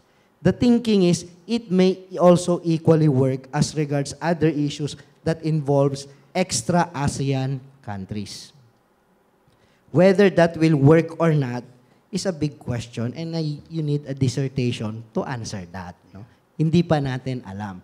But that's the context why ASEAN is doing these things. And actually, there is actually a paradox. Other scholars would refer to the paradox of ASEAN multilateralism. What is that? By not confronting sensitive issues head-on, you have harmony, right? But if you don't confront issues head-on all the time, that sensitive issue will stare ASEAN in the face eventually in the future. So the facade of harmony, so to speak, may eventually be pulled under the rug. That's the paradox of ASEAN. But the context of ASEAN is, it's working. Perhaps not, I would even argue, ASEAN may not have moved as some people would have wanted it to move, or as fast as some people would have wanted it to move. ASEAN may not be as united as some people would have wanted ASEAN to be quote-unquote united. But for all intents and purposes, ASEAN works for Southeast Asia. And it works for its extra-regional partners. Proof? Tell me, is there any other regional organization across the Asia-Pacific that is viable or has become viable that is not centered on ASEAN? Whether you like it or not, and this is what ASEAN believers practically refer to, whether you like it or not, you may criticize ASEAN all you want. You may point out the constraints and the limitations of ASEAN. But whether you like it or not, almost all regional mechanisms around the region practically are centered on ASEAN. Kaya nga dumadami yung ASEAN Plus, di ba? Summits, etc. All are centered in ASEAN. The challenge for ASEAN is to prove that it is the driving force in a substantive manner. That's what we keep telling people. The challenge for ASEAN is to show to the world that it is the driving force behind and beyond and under all these regional mechanisms in a substantive manner. And simply because those other countries around the region don't have any other option but to look at ASEAN. Because that is also a possibility. No? I'm referring to the late Michael Leifer, who is a British scholar who said, whether you like it or not, if it is China that initiates a regional platform, the US will not go. If it is a US-initiated platform, China will not go, and so on and so forth. So by default, ASEAN-initiated platforms, everyone goes, nag-uunahan pa. Why? Because he who does not join what a good friend of mine in Indonesia would say, the ASEAN party, he is left out of the party and he will be left behind. So, what's the bottom line? Bottom line is, ASEAN works.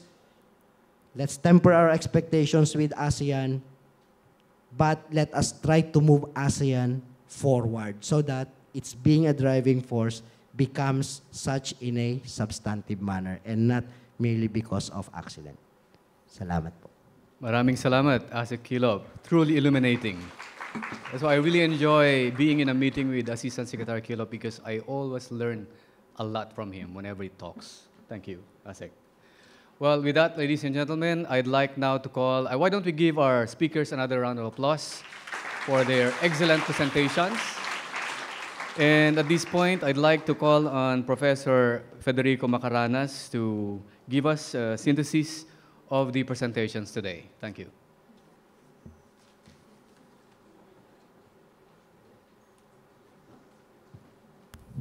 AIM is very privileged to have hosted this forum, the first in a series of the ASEAN Dialogues for the 2017 meetings hosted by the Philippines.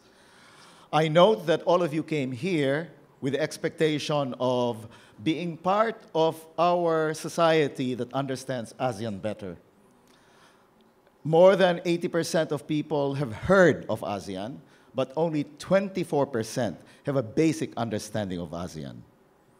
The purpose of this awareness-raising forum is thus to address, of the 24% who have basic understanding, I suppose the audience here is really representative of the 5% of Philippine society who are educated, who follow government issues broadly for their own interest, and most especially to communicate to the world that the Philippines, as host of the 50th anniversary, can do something memorable. You don't celebrate the 50th anniversary without something memorable being left behind. And I submit that this second portion of the dialogue is to share the benefits and risks of integration, has been addressed quite well in this forum. And indeed, the key messages of ASEC de la Vega, ASEC Kilop, Director Bayate, and Commissioner Liboro should be processed by us in a more understandable way. I myself, having come from government, work in business, and civil society, have a hard time following all of these meetings of ASEAN. I'm wondering what the end is, and therefore I will help you in the summary to find out why communicating to others is important for others to appreciate ASEAN. For example, you might be only from BIFAR, but you'll be interested in security. You'll be interested in the other non-traditional parts of our society's problems. Therefore, I will start by asking ASEC Kilop's own very interesting observation. What do we expect out of ASEAN? And this is where we always say in management science, begin with the end in mind. What is it for us that we are in ASEAN, and why are we here this afternoon spending 2.5, 3 hours to understand something? Does it have meaning in our life, our children, our firms, our schools, our communities. If you do not translate ASEAN into the practical dimension of your own work, your own existence, then people will not be aware.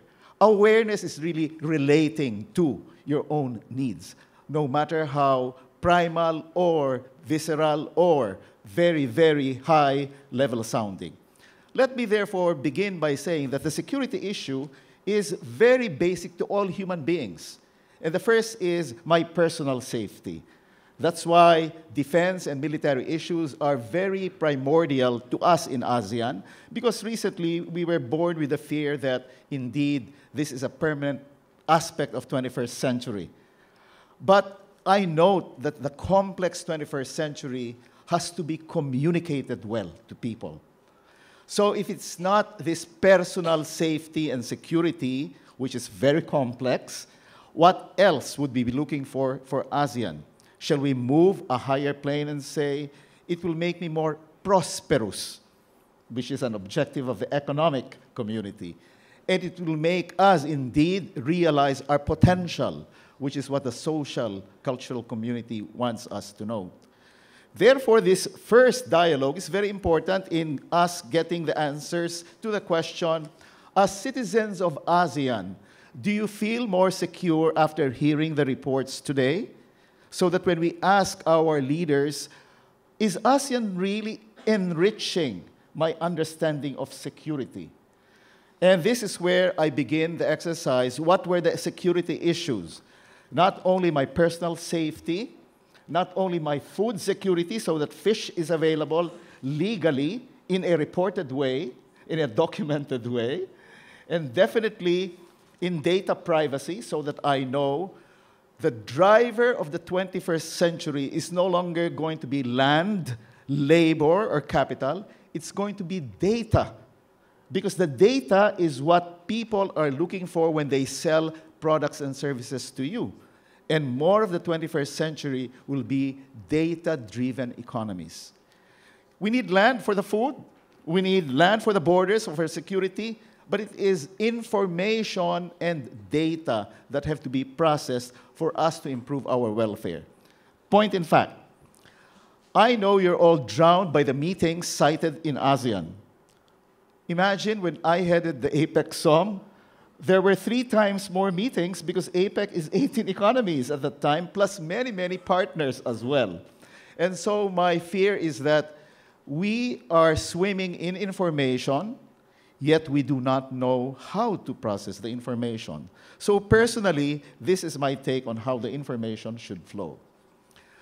People are interested in the ends, and therefore the food security, the military and defense security, and the data privacy securities should always be what we should address. Do you feel more secure in those? And indeed, the meetings that happened, which I will now consider as inputs to that great outcome and output. Did these meetings that you perhaps did not understand, did these meetings result to certain reports, policies, or actions that will ensure your security has been enhanced? Because if this has been enhanced, then I will buy in to ASEAN. But if it has not, and I'm merely confused over the complex nature of meetings, then I will say, oh, ASEAN is only for government people who understand each other, because the jargon of all these letters, I honestly, even though I'm a researcher on ASEAN, sometimes get lost. And so our spirit is, spare me all of those acronyms, but tell me what is the impact on the outcome I like. Am I more secure in the food, in the data, in the military, and in the security issues of the person? That being the case, I know that this audience is a mixed group. When we communicate, we must know that our audience is of a certain level of appreciation and understanding of messages. And I know you are trying to get this answer. We are hosting ASEAN 50th year. What can we do to make it memorable so that it impacts not only on me, but on the 9 other member states and the dialogue partners who will now be at the center of the 21st Asia-Pacific century? Did you know that this region has overtaken the Atlantic in terms of trade volume. That's why the 21st century is going to be the center of the world economy. And if indeed China and India are the two players, what is the role of ASEAN? In security, the South China Sea is the point of entry to $5.3 trillion worth of goods and services. So is that very important for you? It is. The key to the South China Sea problem, therefore, is finding out, will China behave in a way that will protect its own global markets that goes through maritime lanes? And this, I think, is the argument of Asakilop, that indeed, ASEAN has been able to preserve the peace in the past. And partly the reason is economic, which is the second part of the dialogue. So now, returning to the inputs, don't be confused by the meetings, because it is for our officials to discuss those. But the message of the meeting is they're doing their best in order to make you more secure in your physical person, in the food that you get, in the data privacy that we're talking about, because that security is the most fundamental of existence in a complex 21st century. That being the case, how do we communicate? And this is where I would like to help. That's why I came to this forum. I'd like to help. Honestly, communication is difficult if we do not know our audience. So it is very important to really target messages. So when somebody asks, who are the students here? I really was looking around, because if they were the students, then I will help process the messages for students. One, we need research.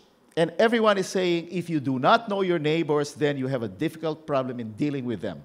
And the research is bring down to the level of our own youth, our millennials, why, as inheritors of this ASEAN, they must be concerned. And one of the reasons, of course, is it is an opportunity for you to play a role in the 21st century Asia-Pacific. That is not only with jobs, but the mutual recognition agreement discusses. It is not about food, which your fisheries must compound with the rice issue, which ASEAN did beautifully, and the vegetables and the fruits, etc., because ASEAN is known the world over for that.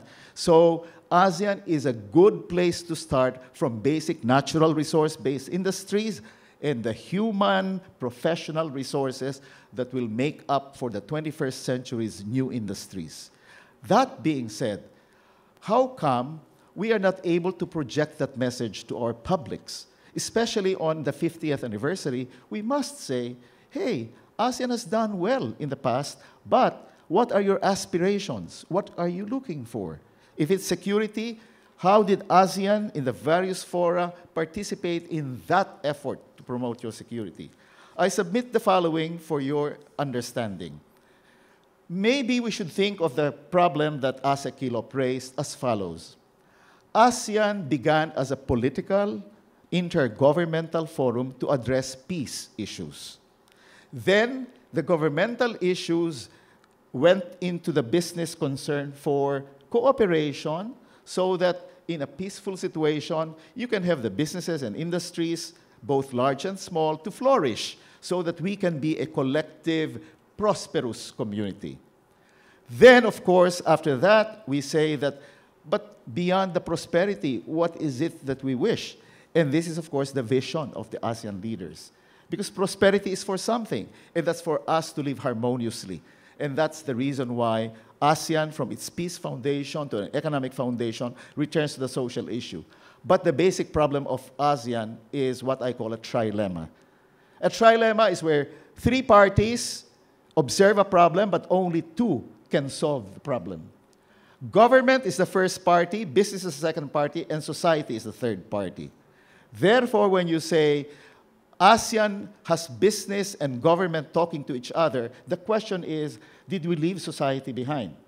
Now, Asakilop said that indeed, there are some issues which sound like they are not sensitive. But it is from the point of view of government and business. But to society, it is very sensitive. A case in point are the non-traditional security issues. They are very sensitive. For example, when you talk of the rights of indigenous people so that their own production of goods will be protected from poachers or others. That is sensitive to them, but it's non-traditional. So maybe when we communicate, we must know to whom non-sensitive is non-sensitive. And this is very important because the trilemma says you can never win society's involvement in this people-oriented ASEAN unless we engage them on equal footing with the ASEAN Business Advisory Council, because there is no equivalent in the People-Oriented Council. Even in the humanitarian affairs, there are no recognized advisory councils of the stature of the big business. Governments are well represented, but the local governments, cited by some of the speakers, have to be brought in. The Spratlys issue is a local government issue, according to the late Senator Leticia Shahani, because the fisher folks of Zambales and Pangasinan have not been able to participate in that dialogue. But we must involve the local government. So this trilemma, where only top government and top business talk to each other, makes ASEAN look as if it were indeed reserved for dialogue among the elite. And this is one thing we have heard. But you are part of the elite, and you are part of the messengers that ASEAN is the only hope, perhaps, for us to remain viable when two elephants, giants like China and India, will clash in the mid-20th century, 21st century. So how do we establish our role in that? On this 50th year, we must resolve, we should communicate these issues brought by the panel in a way that other publics will truly appreciate. In that sense, we must really help each other in communicating the messages. For my part, the Asia Society's second and third dialogue, I hope we can process in a way that will be meaningful. I'll give an example so that we end with a positive note. The global financial crisis in 2007 and 2008 is the greatest disaster in the world economy after the Great Depression, which your parents and grandparents experienced. You don't know the impact, but the impact is if you lose many of the financial stability measures of the world, then your jobs will be jeopardized, your bank accounts may be jeopardized, etc. So when the financial crisis happened, a cartoon was made. And this cartoon suggested the following. Can we explain to people why they must buy into the modes of cooperation in business, government, and society? And it succeeded. Now, the world is aware that we need to help each other in preventing not only data security breaches, not only in Main Street versus Wall Street concern for the basic food, knowledge, etc., but we must inform the next generation. So a cartoon helps the millennials and the next generation to understand the issues. I submit that all of the issues here, I hope, will be translated by the PCOO into something attractive to millennials, a cartoon. And the cartoon can be so simple in messaging that ASEAN is a very, very helpful mode of conducting your analysis of your future.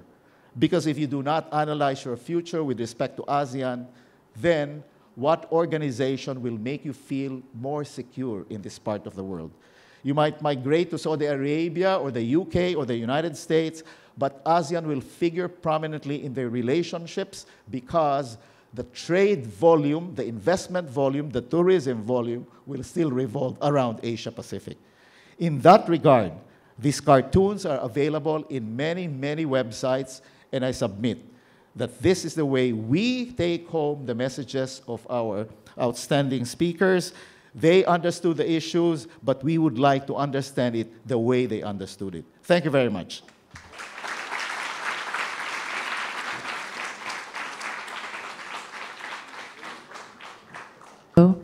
Thank you so much for the message, Professor Macarenas. Once again, thank you very much to our panelists, Commissioner Liboro, ASEC de la Vega, ASEC Kilob, and Ms. Bayate, as well as to our moderator, Director Badalos, and once again, Professor Macarenas. At this point, may we call on stage Assistant Secretary Kissinger Reyes, Undersecretary Noel George Poyet and Ms. Suin Liu Lee to please join us on stage to award the certificates and tokens of appreciation to our moderators and panelists, followed by a photo op.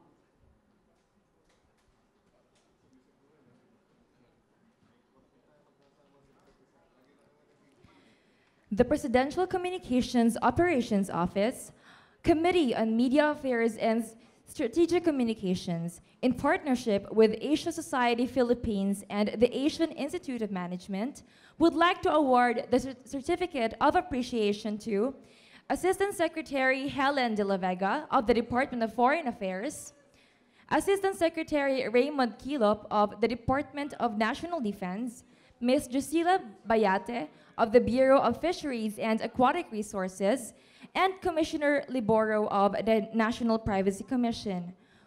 We would also like to award the certificate to our moderator, Director Edgar Badalos, and Professor Macaranas of the Asian Institute of Management. Once again, thank you so much to our panelists and moderators for our panel discussion on cybersecurity and regional security.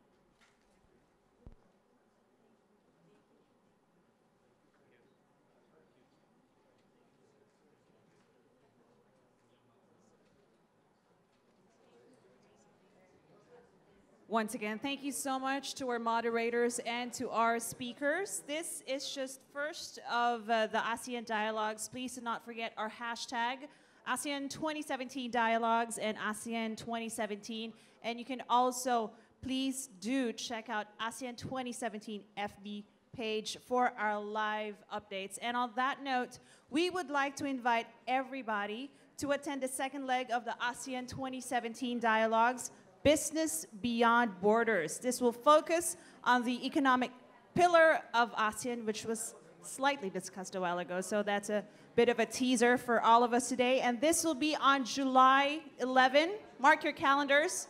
Please don't just stare at me. Put it in your phones. July 11, 2017. Still here at Asian Institute of Management, Fuller Hall. Okay, same time, same place. So we'll see you again here July 11, 2017. Thank you so much, everyone. Enjoy your Father's Day weekend.